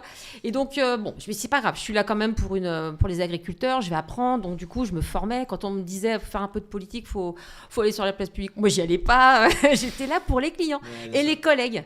Et j'avais des collègues qui disaient mais on a d'autres personnes, des dirigeants, enfin des directeurs qui me répondent pas et tout ça. Je dis moi je te réponds, n'hésite pas. Et puis après j'ai commencé à découvrir aussi ChatGPT professionnellement. C'est là que c'est sorti. Ouais, bien sûr. Ouais, alors c'était déjà un an parce que je m'en servais moi, j'aime Là, on bien est quand jouer, à peu près pour Là, on est en situer, 2024 là. On est en 2024, donc Ouais, ChatGPT, ça fait déjà un an qu'il est ChatGPT sorti. déjà là, ouais. Toi, Ouais. c'est quoi ta première expérience avec ChatGPT? C'est intéressant, je posais cette question. Comment tu le découvres? Est-ce que c'est par le biais d'autres collègues ou alors juste tu tombes dessus? Alors, et c'est quoi un peu tes premières Sur ce interactions? cabinet-là, c'était plutôt copilote, parce qu'on était Ok. sur Microsoft. Bien sûr. Donc, mais moi, je ouais. connaissais ChatGPT pour l'avoir déjà utilisé. Moi, je m'en servais de compagnon, même pour mon jardin, si tu veux. Je lui montrais Oui, une dans le fleur qui quotidien était en de tous les jours, difficulté. etc., Ouais. bien sûr. Vraiment pour le rôle pas du tout professionnel, mais c'est vrai que je m'en étais aussi servi pour la rédaction de documents, pour des mails, pour du diaporama, enfin voilà, pour des T'avais choses déjà qui... commencé dans oui, le mais milieu pour d'autres professionnel. fonctions. Alors pas, disons plutôt bénévole, parce que Ok, d'accord. j'étais également, je m'en étais servi, tu vois, pour mon association caritative de lutte contre le cancer du sein, Ok. pour faire tous mes réseaux sociaux. En fait, je faisais beaucoup de communication et avec les réseaux, je m'en servais en fait de rédaction Intéressant. des posts. Ok. Et puis j'étais également, après j'étais bénévole auprès du soutien recherche d'emploi auprès des Restos du Cœur. D'accord. Ok. Et là, je m'en servais également pour construire, pour créer, parce qu'en fait c'était une mission qui était innovante en fait, qui venait de créer en fait sur le site dans lequel j'étais. Donc je m'en servais en fait pour organiser toute cette cellule là. Et c'était quoi du coup les tâches que tu lui donnais, les prompts, comment t'orchestrais tout ça? C'était quoi les usages, je dirais, du quotidien que tu utilisais avec Tu veux dire pour l'association? Ouais, tout pour l'association, mais même de manière générale, c'était quoi tes premières expériences avec ChatGPT? Qu'est-ce que tu lui donnais à faire, je dirais quoi? Je crois que la première chose que j'ai voulu faire, c'est un livre. Ok. Parce que tu lisais Ah oui. que les gens pouvaient faire un livre avec ChatGPT. J'ai dit, moi, je veux faire un livre. Ok. J'ai pas lâché le truc. Hein. Ouais, Tes Je veux petites faire un- ambitions pour commencer, quoi. Ouais, j'étais partie sur l'histoire de Rosie, parce que Rosie, voilà, c'était on va dire le personnage, la mascotte de mon association. Donc, c'est Ok. un personnage qui est tiré de Groot, et je m'en suis également servi pour faire mon spectacle. Ok. Ok. D'accord. Parce qu'en fait, avec ChatGPT, en fait, j'avais besoin de créer un spectacle qui durait 30 minutes. Mhm. Et du coup, grâce à lui, j'ai pu... alors, l'aide aussi de personnes qui étaient un peu du monde du spectacle, pour le côté scénario, mise en scène et tout Bien ça. sûr, bien sûr. Scénariser mais en fait, je m'en suis servi aussi pour construire, en fait, le scénario. Alors à cette époque-là, je faisais pas encore de prompt engineering. Hein. Ouais. Donc, j'ai avancé là-dessus, mais j'ai un peu galéré. Mais ouais, et grâce à lui, j'ai pu faire Donc ce tu as commencé spectacle. donc du coup plus d'un point de vue personnel, un peu Ouais. plus associative. Du coup après tu l'as utilisé dans le cadre de ta profession quand Oui. tu étais chez CER France. Concrètement, qu'est-ce que tu avais mis en place avec ChatGPT? Ça te permettait de faire quoi concrètement Alors avec Copilot, parce que là c'était plutôt Ouais, Copilot, du l'outil coup, ouais. qui était c'est Donc, Microsoft. ils avaient mis une licence Copilot du coup pour l'ensemble des Oui. salariés, c'est ça? Ok. Mais oui, alors Ok. j'étais sûrement l'une des premières à m'en servir auprès du cabinet, hein, parce que ils n'avaient pas forcément l'habitude et puis ils aiment bien faire par eux-mêmes. Hein. C'était des comptes rendus de réunion. Ok. C'était aussi développer des pistes d'optimisation. J'avais même proposé à ma direction, bon ça n'a pas été voté, mais je voulais mettre en place un réseau professionnel avec réunir en fait des Ok. clients sur, tu vois, du 5 à 7 le soir Mmh. et j'avais construit tout un dossier là-dessus avec Copilot pour expliquer le contexte, les avantages pour le cabinet, toute la structure, parce que moi je suis très structure aussi, pour qu'ils puissent comprendre que ça pouvait dynamiser et donner une meilleure visibilité, parce que c'était un peu un problème qu'ils avaient, il manquait en fait de crédibilité et il fallait rassurer les clients. Je me suis dit, avec un 5 à 7, moi je l'avais fait dans les réseaux d'affaires, ça pouvait permettre de rassurer et de créer une dynamique aussi. Excuse-moi, c'est quoi 5 à 7? 5 à 7, en fait, tu fais une réunion, tu convies des professionnels et tu abordes un sujet. D'accord. Comme dans Ok. les réseaux d'affaires, tu as des animations, en fait. Bien sûr, C'était une bien sûr. animation. Donc en fait, tu voulais mettre en place des sortes d'animations mensuelles, trimestrielles, je sais pas Ouais. trop, pour justement mettre en place des solutions sur Copilot, quoi. En gros. Alors, mettre en place... Alors, je me suis servi de Copilot pour monter, en fait, cette proposition. D'accord. Mais l'idée, c'était de réunir des clients. Et c'est vrai qu'avec Copilot, on pouvait faire des diaporamas. Donc, on aurait pu bien parler sûr. de n'importe quel sujet Ok. et monter directement le diaporama. Ok, donc c'était C'était un support, ça pouvait être un support. C'était un support pour rassembler les clients et Oui. l'équipe CR France, quoi. Ok, très C'est clair. intéressant ça. Ouais. Mais est-ce que c'est toi, pour être honnête, qui t'es formé un peu en autodidacte sur Copilot et l'utilisation de l'IA, ou alors est-ce que ça a été mis en place par le cabinet? Je veux dire, oui, ça a été mis en place, ils ont pris la licence. Est-ce qu'il y a eu des formations qui ont été liées à ça? Comment ça a été déployé en fait au sein du cabinet? J'ai pas souvenir qu'ils avaient fait des formations. Après, ils nous avaient formés sur Teams parce qu'ils avaient mis en place des nouvelles licences plus collaboratives. Ok. Mais au niveau de Copilot, non, il y avait rien. C'est même moi qui leur montrais en fait à des collègues. C'était beaucoup, tout le monde faisait ça dans son coin, comme c'est le cas dans beaucoup de cabinets. Maintenant, chacun Ouais. utilise ChatGPT version perso et Bien puis sûr. met les données Bien professionnelles. sûr. Quoi. Ça, c'est un fléau, ça. hein. Mais Bah, bien c'est sûr. le C'est Shadow IT. ce qu'on leur dit au cabinet la plupart du temps, c'est que quand ils hésitent à mettre en place des solutions IA, que ce soit Claude, que ce soit ChatGPT ou même des automatisations de manière générale, le problème c'est que tout le monde sait que les collaborateurs, ils sont friands d'utiliser l'IA, ils l'utilisent en perso. Si tu as un plan pro, tu as un plan business, que c'est contrôlé, bah en fait le risque d'aller perdre de l'information, d'aller avoir des risques de confidentialité, etc., Ouais. il est beaucoup moins élevé. Donc c'est tout autant intéressant. Et on parle de plus en plus du sujet avec déjà RGPD, hein, Bien c'est pas nouveau, mais aussi l'IA Act en fait qui va Complètement. être à Bien mettre sûr. en place là pour cet été. Bien sûr. C'est parce que ça devient un vrai danger, un vrai fléau en effet. Ouais. Et ça, Et c'est des quand nous choses on sur voit des lesquelles clients qui utilisent, il y en a parce qu'il y en a qui utilisent WhatsApp aussi et Telegram, c'est ce qu'on leur dit, hein, c'est que Ah oui. sur WhatsApp et Telegram, bah, les serveurs ils sont pas en Europe et la fuite de la confidentialité elle est présente, quoi. Donc en termes d'RGPD c'est pas forcément. Bah, c'est surtout sur Ouais. WhatsApp quand ils s'envoient des bilans. En fait, souvent il y a le sujet RGPD, mais Ouais. parce que souvent il est pas traité au sein des cabinets. Bien C'est-à-dire sûr. qu'ils ont vu l'info comme quoi, bah oui, il y a ChatGPT, Claude, etc., Copilot, c'est pas sécurisé. Mais en fait, quand on va vraiment chercher, quand on va voir les DPA, en fait, c'est sur les versions pro business. Et bah finalement, là, en fait, ils sont obligés de respecter le RGPD. Ça n'entraîne pas les données aux US, et c'est là que ça devient intéressant. Mais concrètement, toi, il y avait eu la formation par rapport à ça. Comment ça s'est passé? C'est-à-dire que, ok, ils n'ont pas vraiment mis en place. Est-ce que tu as vu qu'il y avait les autres collaborateurs qui s'y intéressaient aussi? Oui, les autres s'y intéressaient, mais ils l'utilisaient pas forcément. Et moi, je lui donnais des tips en fait pour pouvoir les uns les autres utiliser, mais on sentait que il y avait pas d'ouverture là-dessus. Ok. Ouais, il y avait Et pas d'ouverture. toi, du coup, tu as vu l'opportunité un peu quand même, de ce que je comprends. Bah, Parce que- moi, j'ai utilisé l'outil. Hein, Bah, c'est ça, tu l'as utilisé dès le début. Il t'as faut vu que prendre ça ça. avait quelque chose à Ok, faire. mais je l'utilise. Hein. De toute façon, j'utilisais ChatGPT déjà, donc je me suis dit, je continue avec Copilot, pas de problème. Et t'avais l'impression que c'était mal vu ou pas que tu l'utilisais? Est-ce que les gens le savaient? C'était quoi la perception qu'ils avaient de ça? Je parle vraiment même au-delà des collaborateurs, de la direction, comment elle le voyait ça? J'avais des très bons rapports. Ouais. D'accord. Et surtout, c'était beaucoup pédagogique. C'est-à-dire qu'aujourd'hui, quand tu demandes à Claude, c'est quoi ton problème là? Pourquoi t'as pas réussi à me résoudre ce problème-là? On parlait du MCP tout à l'heure, mais Bien sûr. et quand il te dit, attends, je t'explique. Alors en fait, j'ai une boîte à outils. Dans cette boîte à outils, j'ai mis 100 outils. Bon, finalement, on a besoin que de 3 outils. Alors forcément, le baluchon il est un petit peu lourd. Et en fait, quand tu expliques à vos clients de la même façon les optimisations et t'essayes de Ouais, le vulgariser. un petit peu. vulgariser en Mmh. fait Bien sûr. les techniques qui sont purement comptables, fiscales et tout ça, Complètement. ça facilite grandement les choses parce Bien sûr. qu'on a tendance à rester dans son jargon. Alors moi en plus dans le monde agricole, c'est encore un nouveau jargon qu'il fallait que j'apprenne. Bien sûr. On parlait pas de résultats, on parlait de BE, on parlait en hectares. J'ai dit, mais c'est quoi ce monde? Bien sûr. Et quand on parlait de rendement, mais je connaissais rien quoi. Donc c'est déjà un nouveau Les jargon qu'il ratios fallait sont que j'apprenne. différents, bien sûr. Ah complètement, les KPI c'est plus du tout les Bien mêmes sûr, quoi. bien Là, sûr, tu, bien là sûr. tu cherches un peu tes petits quoi. C'est intéressant, donc ça veut dire qu'en fait, il y a 2 points que je vois de ce que tu dis. C'est que ça permet, à l'inverse de ce qu'on pourrait penser, un peu humaniser finalement la relation avec le client, parce Oui. qu'en fait, ça permet de lui expliquer plus en détail, d'aller plus dans le personnalisé avec lui. Et dans l'autre sens, ça permet aussi toi de te former, parce que clairement, nous, ce qu'on voit, c'est que sur les cabinets de demain, ils vont être spécialisés, soit comme tu dis, sur l'agriculture ou les choses comme ça, soit des fois sur des prestations différentes. Et en fait, toi, l'IA t'a permis, par exemple pour l'agriculture, de te former sur les usages, de te former sur les KPI à suivre. Et en fait, finalement, c'est différent à chaque fois. Oui. Et puis de vulgariser, c'est ce qu'on disait. Avant tout, on vulgarise, Ouais. on est pédagogue, l'IA est très pédagogue, et c'est vrai que ça permet vraiment d'expliquer selon les niveaux. Niveau 1, niveau 2, niveau 3, tu ne parles pas à un collaborateur comptable comme tu parles à un client.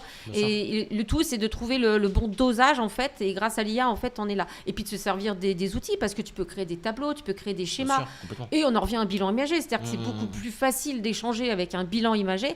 Moi, j'avais des comptables. ils utilisaient toujours, ils descendaient les bilans, si tu veux, actif, passif, compte de résultat.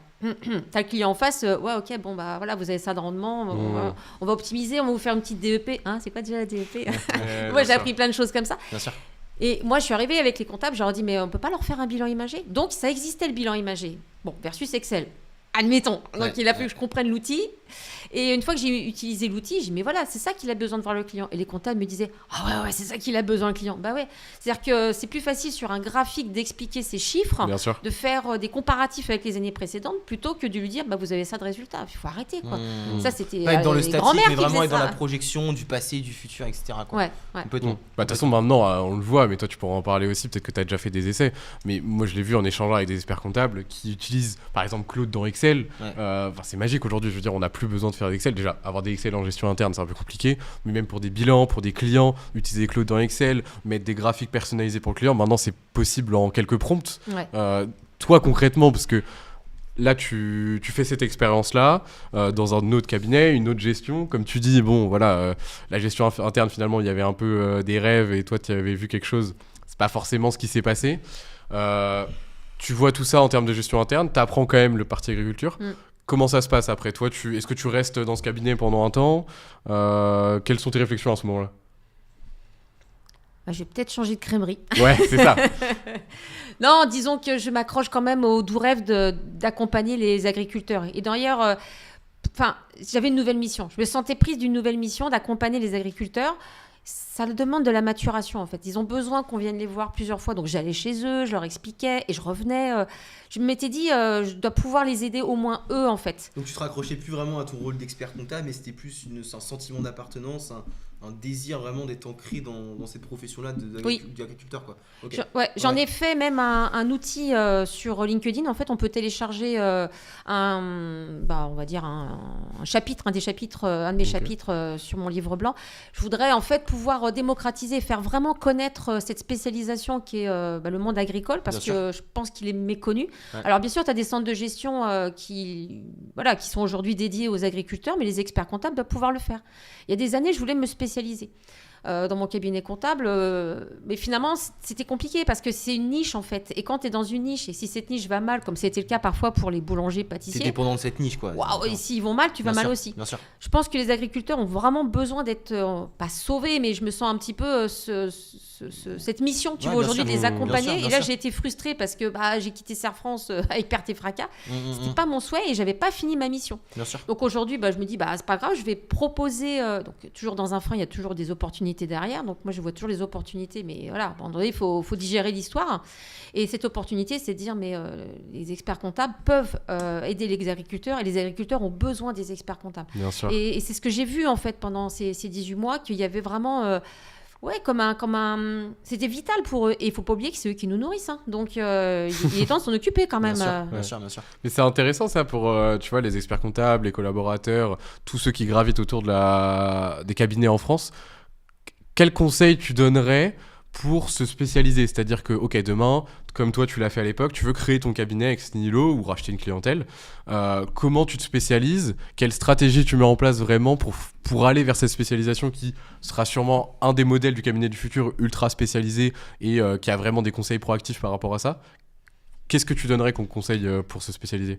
Là, c'est en mode Nilo. De toute façon, ce qu'il faut, c'est un benchmark. Voir un petit peu ce qui se trouve autour de toi, mais sachant qu'avec les outils numériques qu'on a aujourd'hui, tu peux travailler avec un client qui est à 100 km ou 300 km. C'est plus vraiment un frein. Mais forcément, tu as cette dimension humaine.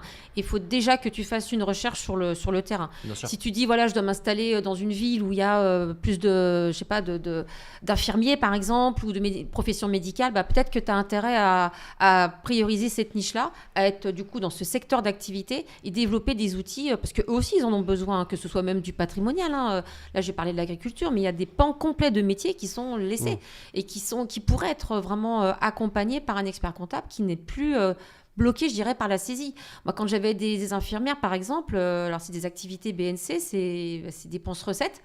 Ok, une fois que tu as fini, tu constates en fait la trésorerie en gros, puis tu affectes ça dans les comptes.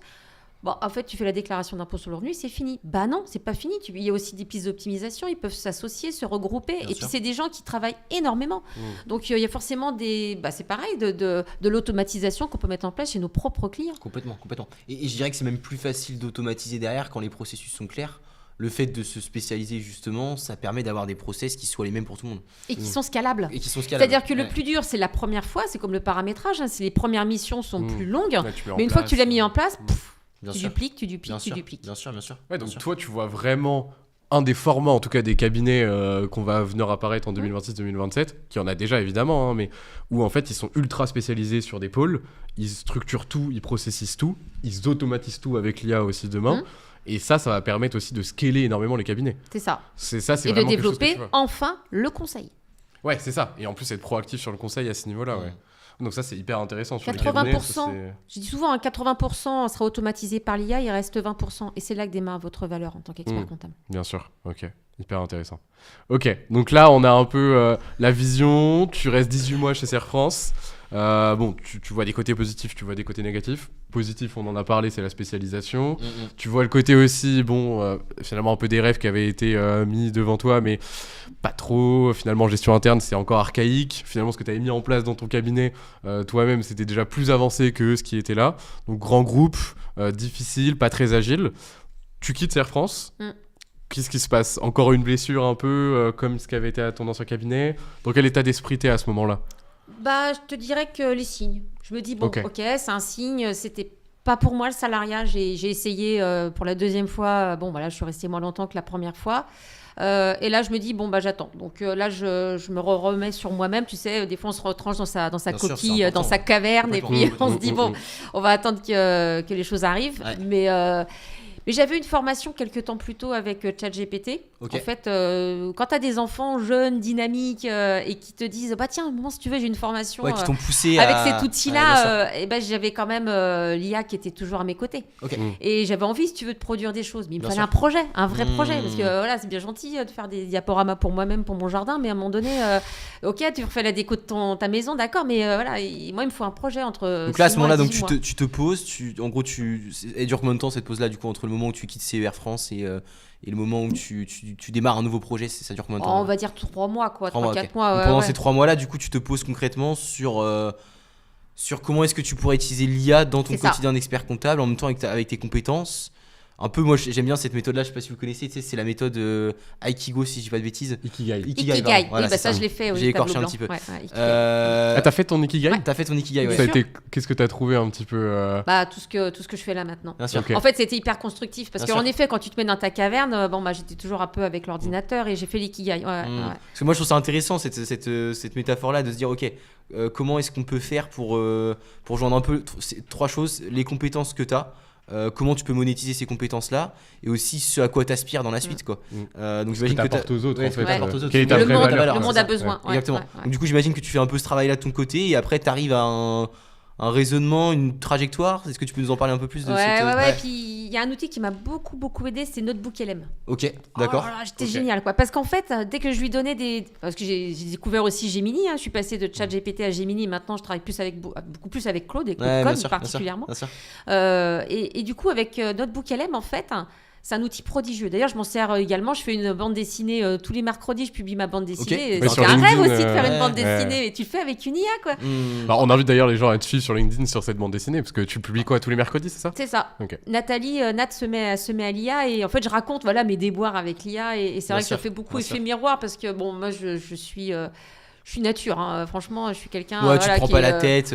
Ah non, mais c'est je suis cool là de pour me comprendre. ridiculiser Bien sûr. aussi. Bien sûr, tu te prends pas au sérieux quoi. Ah ouais, Mais non, c'est mais- important, je pense, parce que aussi avec les experts comptables, moi je vois de plus en plus ça sur les réseaux, sur LinkedIn, t'as dû voir apparaître, tu sais, cette image un peu très bien sur eux, très traditionnelle, etc. Et je vois qu'il y en a de plus en plus qui cassent les codes d'ailleurs, que ça soit par la DA, que ça soit par la façon dont ils essayent d'apporter du conseil. Moi je trouve ça bien justement qu'il y ait des personnes comme toi qui essayent un petit peu de désacraliser la profession et de la rendre un peu plus, je dirais, un peu plus cool, quoi, un peu plus fun, quoi. Ah oui. Donc la ça vie est c'est fun, hein. et la vie est fun. Ah, bien sûr. Et la vie est fun. Mais peut-être tu peux expliquer un peu plus parce que je pense qu'il y en a qui connaissent pas parmi ceux qui nous écoutent. Notebook LM concrètement c'est quoi comme IA, à quoi elle te sert? C'est un RAG, en fait, c'est un outil sur lequel tu stockes toutes tes données, quel que soit le média, c'est multimodal, donc c'est vraiment pratique. Même Même une vidéo YouTube. Et ça, c'est génial parce qu'il te fait un résumé de vidéo. Bien sûr. Donc, sur mon notebook LM, ce sont que tes sources. Et quand tu vas pouvoir échanger après avec lui, que ce soit dans le chat ou dans la partie studio, tu as tous les médias possibles.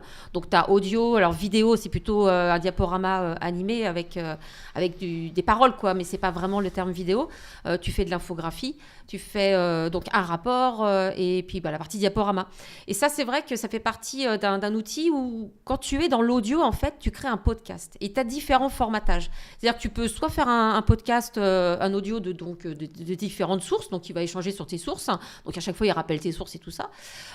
Soit deux animateurs qui débattent. Et ça, je trouve ça génial. Parce que quand tu es en train de réfléchir à un projet et puis que tu as posé le truc, tu te dis « Ah ouais, c'est génial !»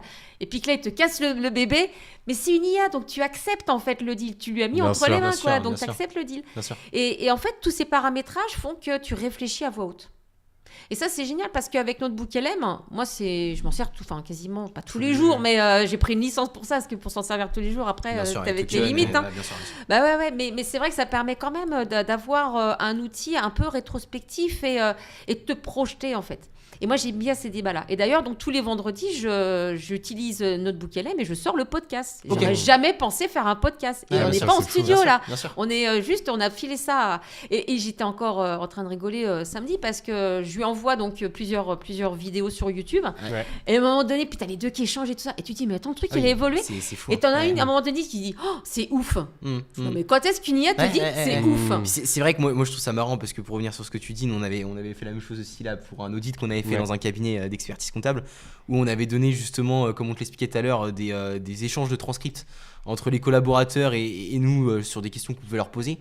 Et donc on a donné ça à Notebook LM et il nous a fait une forme de podcast, une histoire, quoi. C'est ça. Où tu as deux personnes qui parlent et puis tu sens dans l'intonation, dans la façon dont c'est raconté, etc. On se croirait vraiment dans une histoire qui est projetée, etc. Moi, je trouve ça fou. Tous les outils qui sont sur le marché actuellement, c'est très intéressant en tout cas. C'est très animé, c'est très vivant et il y a de l'émotion qui passe. Moi, quand elle a dit c'est ouf, je dis mais oui, c'est ouf. T'as presque un côté humanisé. Hein. Moi, j'ai l'impression que c'est presque humain, quoi. Ah oui, mais très clairement. Mais de toute façon, on le voit avec aussi.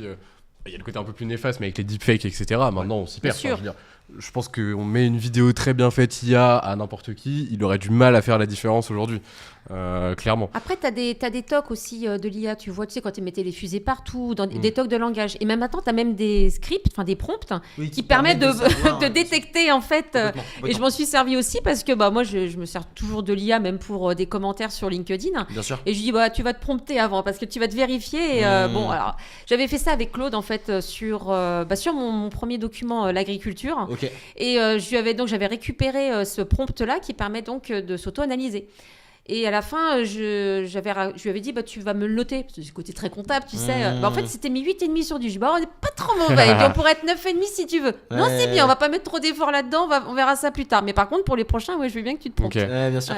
Et concrètement, tu vois un peu, parce que si on transitionne du coup sur ton parcours, sur reste historique un petit peu, c'est quoi? Donc là, tu commences à t'intéresser à l'IA, tu te formes même, tu fais une formation. Tout à fait, ouais. Par exemple, si on donne un cas concret, là, pour ceux qui nous écoutent, Notebook LM, qu'est-ce que tu vois comme cas concret que tu pourrais donner dans les cabinets qui pourraient utiliser dès aujourd'hui? Le bot. Le bot. C'est-à-dire qu'aujourd'hui, tu mets tous les alors ça dépend du référentiel dont tu as besoin, mais par exemple le référentiel comptable, fiscal, tu t'en sers de bot. Tu mets en place dans un cabinet comptable un chat qui permettra en fait d'interroger cette base qui sera vraiment fermée. Hein. Elle est vraiment dédiée au cabinet avec ces sources-là. Il n'ira pas chercher des informations sur Internet. Donc moi, je vais chercher des sources juridiques ou quoi, ou fiscales. Oui. Je les mets sur Notebook LM. Et ensuite, en fait, j'ai un chat personnalisé qui concrètement ne agit que sur ce système-là fermé et qui peut répondre aux questions. On peut même après imaginer aussi du conseil directement au client. Donc ça, c'est hyper intéressant en fait à mettre en place. C'est un gain de temps parce que quand tu vois le temps qui passe les collaborateurs sur la documentation, alors bien sûr, tu vas avoir les gros éditeurs, Revue Fiduciaire, Francis Lefebvre, qui vont avoir leur propre... Oui, c'est ça, leur propre bot. Mais là, en fait, tu télécharges ta base référentielle et tu peux pouvoir l'exploiter en fait. Et les collaborateurs peuvent l'exploiter. Moi, j'ai vu des clients qui faisaient ça sur de l'onboarding, sur de l'offboarding, où les nouveaux arrivants pouvaient challenger en même temps, voir un peu les règles de la boîte, etc. En fait, tu peux faire ça sur tout. Si tu mets de la connaissance métier à l'IA, une fois que tu as la connaissance métier, tu peux l'interroger et tu peux... Ouais, l'onboarding collaborateur, en fait, Collaborateur, c'est ça dont tu parles. bien Tu peux sûr. faire plein de choses avec. Un nouveau collaborateur, il faut comprendre les règles du jeu. Moi, quand je suis arrivée dans le réseau Safran, j'ai dit ça marche pas du tout comme avant moi. J'avais pas l'habitude à ça. Et en fait, on t'explique pas, on te prend pas le temps de t'expliquer. Bien sûr. Donc, tu mets en place un onboarding collaborateur, ça facilite grandement les choses. Mais pareil Tu pour le sais, t'as pas le temps recrutement. de poser toutes les questions, même si t'as envie de les poser. Tu peux pas, quand t'as un nouveau collaborateur qui rentre, j'imagine qu'il peut pas poser toutes les questions qu'il veut non plus. Il y a une question de temps aussi. Donc c'est vrai que d'avoir un système de chatbot qui permet justement de former aussi, hein, parce qu'on parlait de formation tout à l'heure, je trouve ça intéressant, qui permet de former le collaborateur en permanence.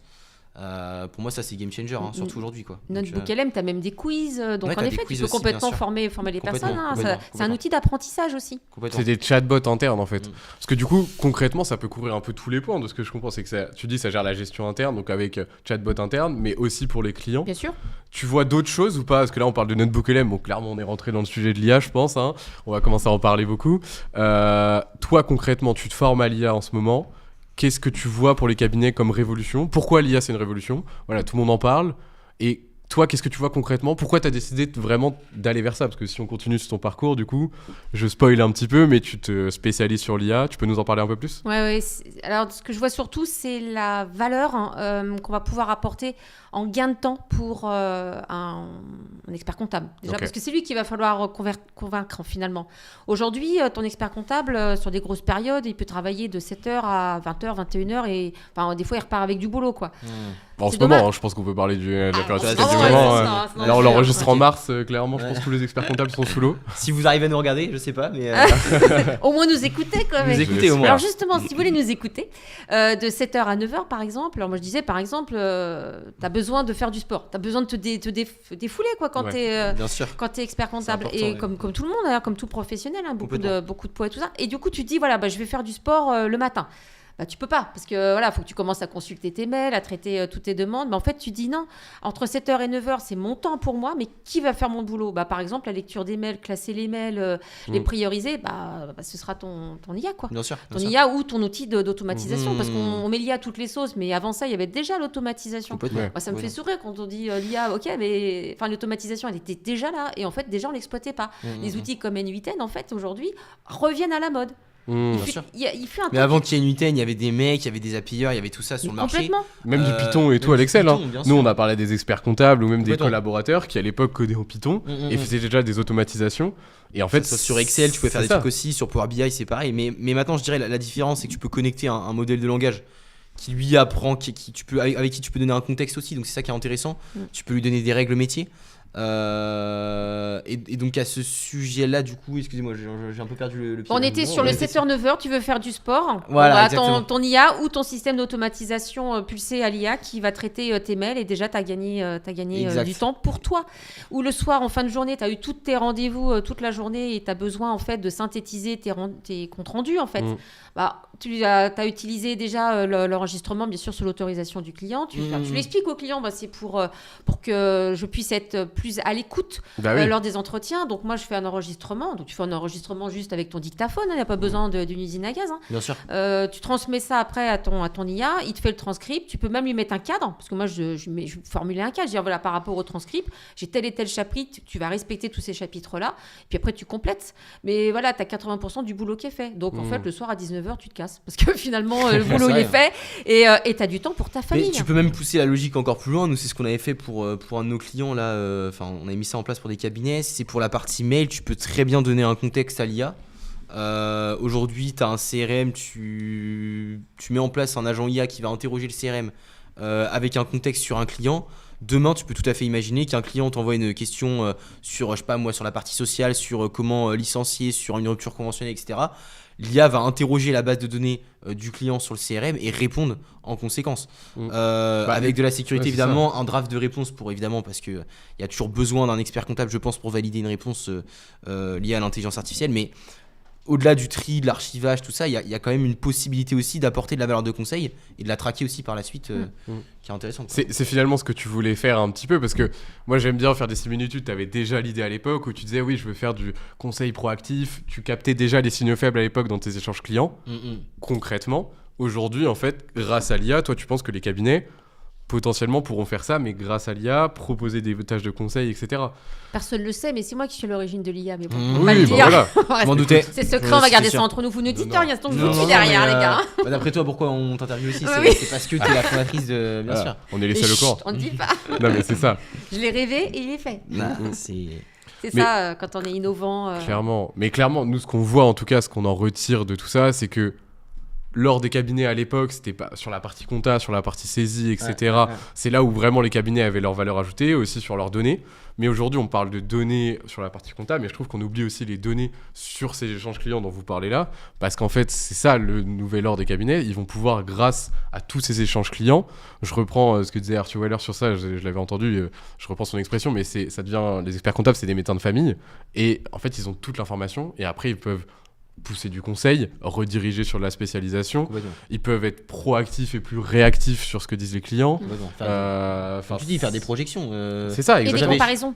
Bien Ils sûr. ont besoin, les agriculteurs par exemple, ont vraiment Bah, besoin de ce benchmark. point de comparaison. Bien Ouais, sûr, ouais, sectoriel. avec, Ouais. sectoriel, tu vois, par rapport à les mêmes hectares en fait. D'ailleurs, je vous invite à répondre. On a confectionné un baromètre sur Ouais. la maturité digitale des cabinets qui permet en fait d'avoir un référentiel pour les cabinets du secteur sur leur niveau de maturité digitale. Mm. Donc il y a une trentaine de questions auxquelles tu peux répondre pour te permettre en fait de situer. Parce qu'aujourd'hui, c'est vrai que c'est ce qui manque, je trouve, comme tu le dis dans la profession, c'est qu'il n'y a pas de référentiel en fait. J'ai l'impression quand même que ce qui pousse à l'action, c'est le fait que des pairs le fassent. Moi, j'ai eu beaucoup d'échanges avec des cabinets, enfin des associés, qui la plupart me disaient on n'est pas forcément contre l'IA, mais on est un peu en mode spectateur, voir comment ça se passe, et puis si jamais ça prend bien, on y va, sauf que pour moi c'est déjà trop tard. C'est ça. Après c'est mon diagnostic, hein. Je pense que malheureusement c'est toujours pareil, t'as ceux qui sont je dirais les avant-gardistes sur un sujet, et puis après t'as ceux qui regardent, et t'as ceux qui adhèrent pas du tout, donc ça c'est la On troisième appelle partie. aussi les IA adopteurs. Voilà, les Mm. IA adopteurs, exactement.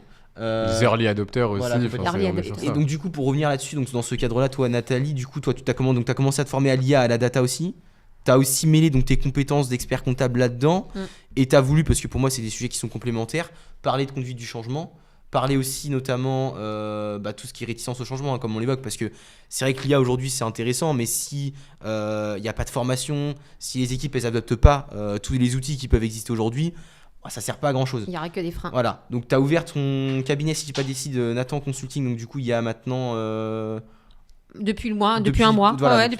Quand j'ai commencé la formation, en fait, Est-ce que tu j'ai peux tout nous mis en en place parler en même temps. Est-ce que tu peux nous en parler un petit peu, peut-être un peu plus de ça, pour que nos auditeurs puissent comprendre On un est peu sur. aussi, Alors, l'objectif, en moment, c'est d'accompagner les cabinets expertise comptable. Hein. Moi, mon but, en fait, il est sur 3 piliers. Bon, déjà, le premier pilier, c'est d'accompagner sur les missions, réinventer la mission d'un cabinet comptable. Donc, ça peut être notamment par la spécialisation, agricole, comme on en parlait tout à l'heure. Bien Donc, sûr. pour moi, c'est un pilier qui est vraiment. Voilà, comment mettre la mission de conseil, parce que voilà, 80% va être automatisé, donc il faut bien occuper ce terrain-là par autre chose. Ouais, Demain, il n'y aura plus de saisie, clairement, on le voit arriver avec la facture électronique, etc. Toi, tu prévois en amont et tu penses que les cabinets devraient aussi le prévoir en amont. Ah oui, clairement. Bah, de toute façon, comme on disait, la machine, elle est déjà lancée. Maintenant, il vaut mieux surfer sur la vague que rouler en dessous, sous le tsunami. Donc vraiment, c'est vraiment réinventer les missions de cabinet, et c'est pas nouveau, on en parlait encore, au niveau de l'ordre des experts comptables, ils forment, et même pour le mission agricole, en fait, ils font même des matinées agricoles. Donc enfin, voilà, on sait qu'aujourd'hui, on est porté aussi par notre organisme de tutelle, quoi. C'est Bien important de ne pas l'oublier, parce qu'ils ont toujours été là, et quels que soient les présidents ou les présidentes qu'on a eu au Conseil supérieur, ils ont toujours alerté. On le voyait bien auprès du congrès chaque année, quoi. Donc il faut vraiment rappeler qu'il existe un autre pan de notre métier, il ne faut pas l'oublier, et maintenant il est temps de le faire. Donc ça, c'est le premier axe. Et puis bien sûr, on disait, ça peut être par du benchmark. J'identifie les niches en fait sur lesquelles je peux me spécialiser, et qu'est-ce que je mets en place pour ça, et puis pouvoir après que ce soit des missions scalables. Ok. Donc ça, je pense que c'est un axe important. Et déjà. donc du tout, toi, pour expliquer un petit peu, pour que tout le monde puisse bien comprendre, quand toi tu rentres dans un cabinet, comment ça se passe du coup concrètement? C'est de l'audit. De toute façon, Ouais. il faut être à l'écoute déjà du responsable. Il faut déjà savoir qui est le responsable du cabinet, l'expert Bien sûr. comptable ou Très un chef important, de ça. mission. Voilà. Complètement. Il faut commencer par ça, Ouais. et déjà lui, il faut le convaincre. C'est pour ça que tout à l'heure, quand je disais, voilà, 7h, 9h, tu veux aller faire du sport, Ouais. quel est le gain? En fait, quelle est la fuite du temps? Comment on te prend ton temps? Et à partir du moment que lui, il est convaincu, il va pouvoir embarquer les équipes. Mais les équipes ont besoin d'y croire aussi. Donc, ce qu'il faut aussi, c'est accompagner les équipes. C'est rentrer dans le système. Je pense que c'est ce que vous faites aussi. Hein. Ouais, En bien fait, sûr. tu rentres au cœur du système, au cœur du réacteur, et tu essayes de voir ce qui se passe. Où sont les pertes, mais les pertes d'énergie? C'est Complètement. comprendre tous les niveaux en fait. Ouais. C'est Ah se dire oui. que oui, il y a l'expert comptable, il y a les chefs de mission, il y a les collaborateurs. Il faut amener tout le monde vers cette transition. Mais finalement, ce qu'on se rend compte aussi, nous, c'est que en fait, les collaborateurs ont envie d'y aller. C'est juste que des fois, c'est pas clair entre La là où il formation faut aller, derrière. la formation, voilà, comme tu Bien dis. sûr. Puis il y a aussi notre problématique que nous on voit souvent, c'est que des fois on a tendance à penser que les associés ne sont... Alors, les associés peuvent être au courant des problématiques des collaborateurs, hein. Il y a aussi de la politique. C'est aussi comment faire en sorte de montrer que les associés prennent en considération aussi les envies des collaborateurs. Et nous, quand on vient faire des audits sur le terrain, déjà les associés, des fois, ils ont une image fausse, un peu biaisée de ce qu'ils peuvent mettre en place, des trous dans la raquette. Il y a des fois où nous, on a vu donner des rapports à des associés, où on leur disait vos collaborateurs perdent tant de temps sur telle chose. Ils étaient choqués de ce qu'on leur disait, quoi. Donc il y a cette première partie là, c'est aussi de faire un rétrospectif un peu de tout ce qui se passe, les pertes de temps, les tâches à automatiser, etc. Mais il y a aussi, je pense, comme tu dis, d'embarquer les équipes. Aujourd'hui, je pense que ça peut être difficile aussi pour des associés d'aller embarquer des équipes. Parce qu'un collaborateur a beaucoup plus de mal à se livrer face à un associé que face à une personne extérieure qui forcément va pas forcément avoir un regard, je dirais, soit négatif ou positif sur le travail qu'il peut faire. Donc ça aussi c'est important, je pense, à expliquer un petit peu. Ouais. Mais parce que, tu vois, là, concrètement, tu commences à te lancer à ce niveau-là. Pour les experts comptables associés qui nous écoutent, plus potentiellement eux, qu'est-ce que tu leur conseilles en fait pour demain ? Là, ils sont sous l'eau, ils sont en période fiscale.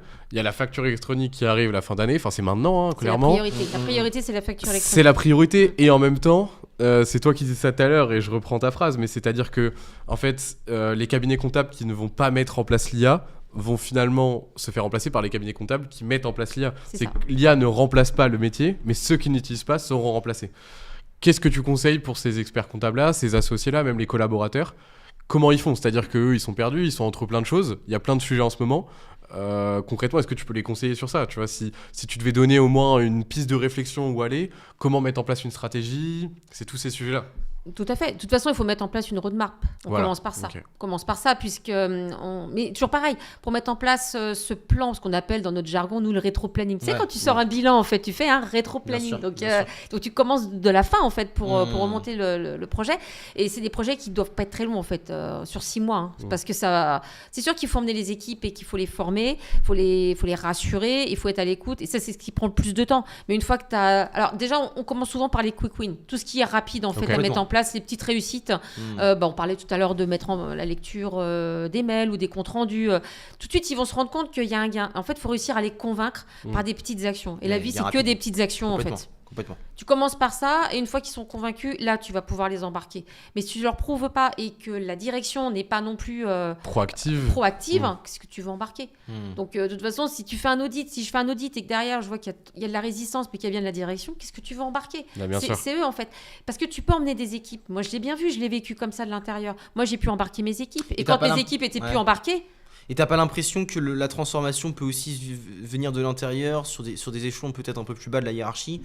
Est-ce que tu as déjà vu, toi, des cas où les collaborateurs ont réussi à embarquer aussi les associés, peut-être sur des projets aussi qui peuvent... J'avais fait une réunion comme ça, c'était avec les chapeaux de Bono. Et en fait, les chapeaux de Bono, tu utilises des chapeaux de différentes couleurs et chacun devait, du coup, avoir un fonctionnement, un comportement par rapport à la couleur. Donc, on connaît, par exemple, les four colors, tout ce qui est les personnalités, tu sais, par rapport au fait que le rouge, par exemple, c'est plutôt quelqu'un qui est dans l'action, qui est dans le défi. Donc, c'était un peu le principe.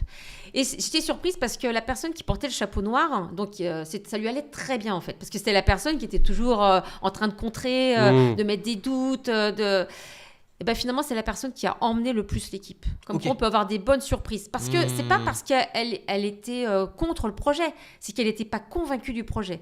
Mais quand tu arrives à convaincre un chapeau noir, il t'emmène tout le monde. Oui, parce qu'en fait, il y a toujours des gens qui vont être réticents, mais ils sont pas réticents juste pour être réticents. Ils sont réticents parce qu'ils ont besoin de rationalisation dans tout ça. Et même, je vais faire l'inverse, tu as des gens qui sont pas réticents et qui n'arrivent pas à embarquer. Ouais.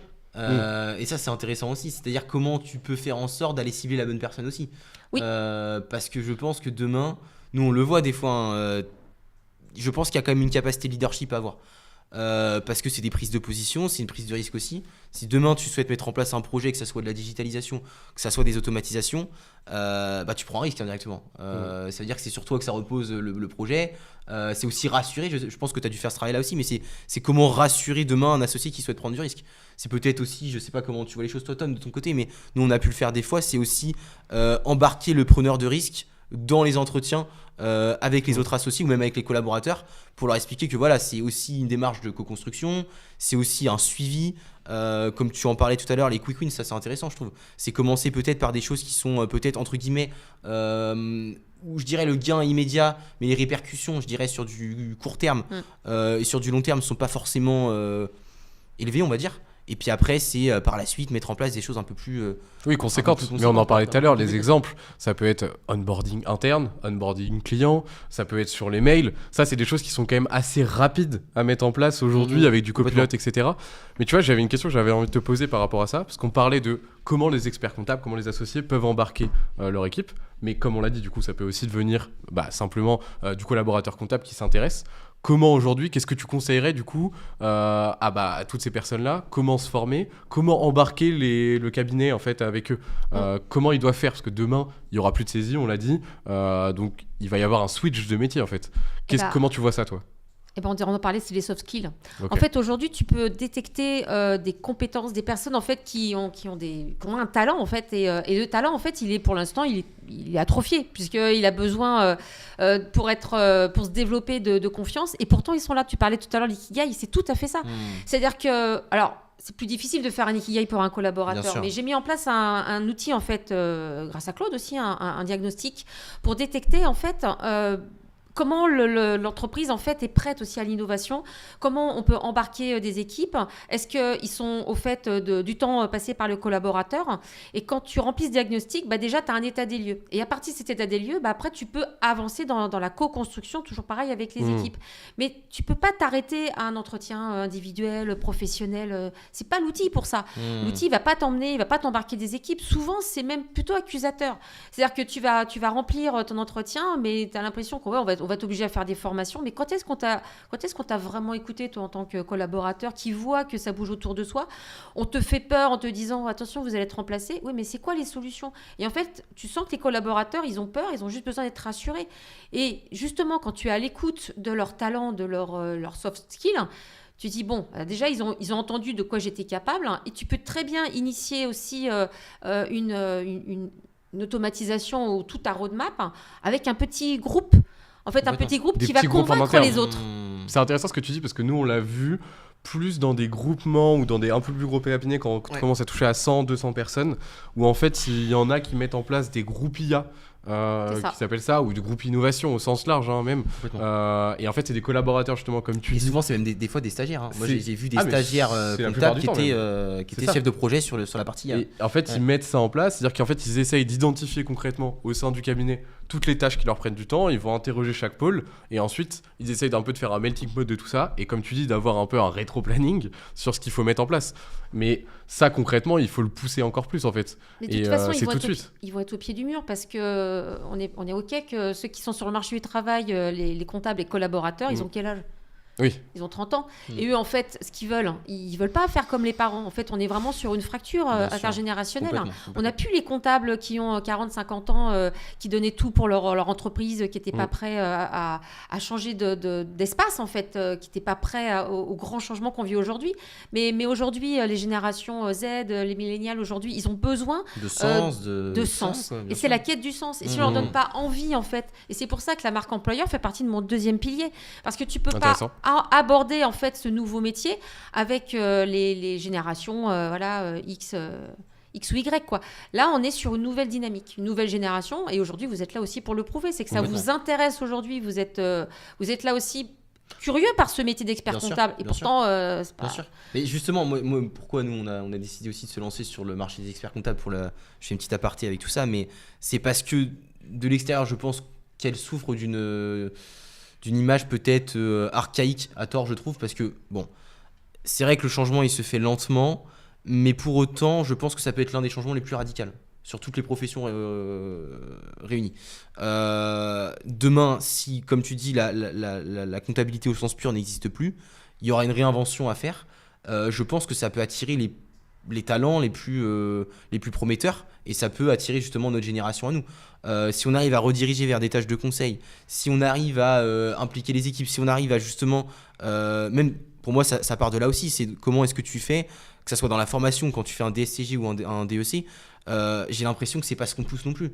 On pousse du conseil, mais Après, c'est pas forcément. il y a quand même ce truc-là. J'ai l'impression que les experts comptables ont finalement toujours évolué.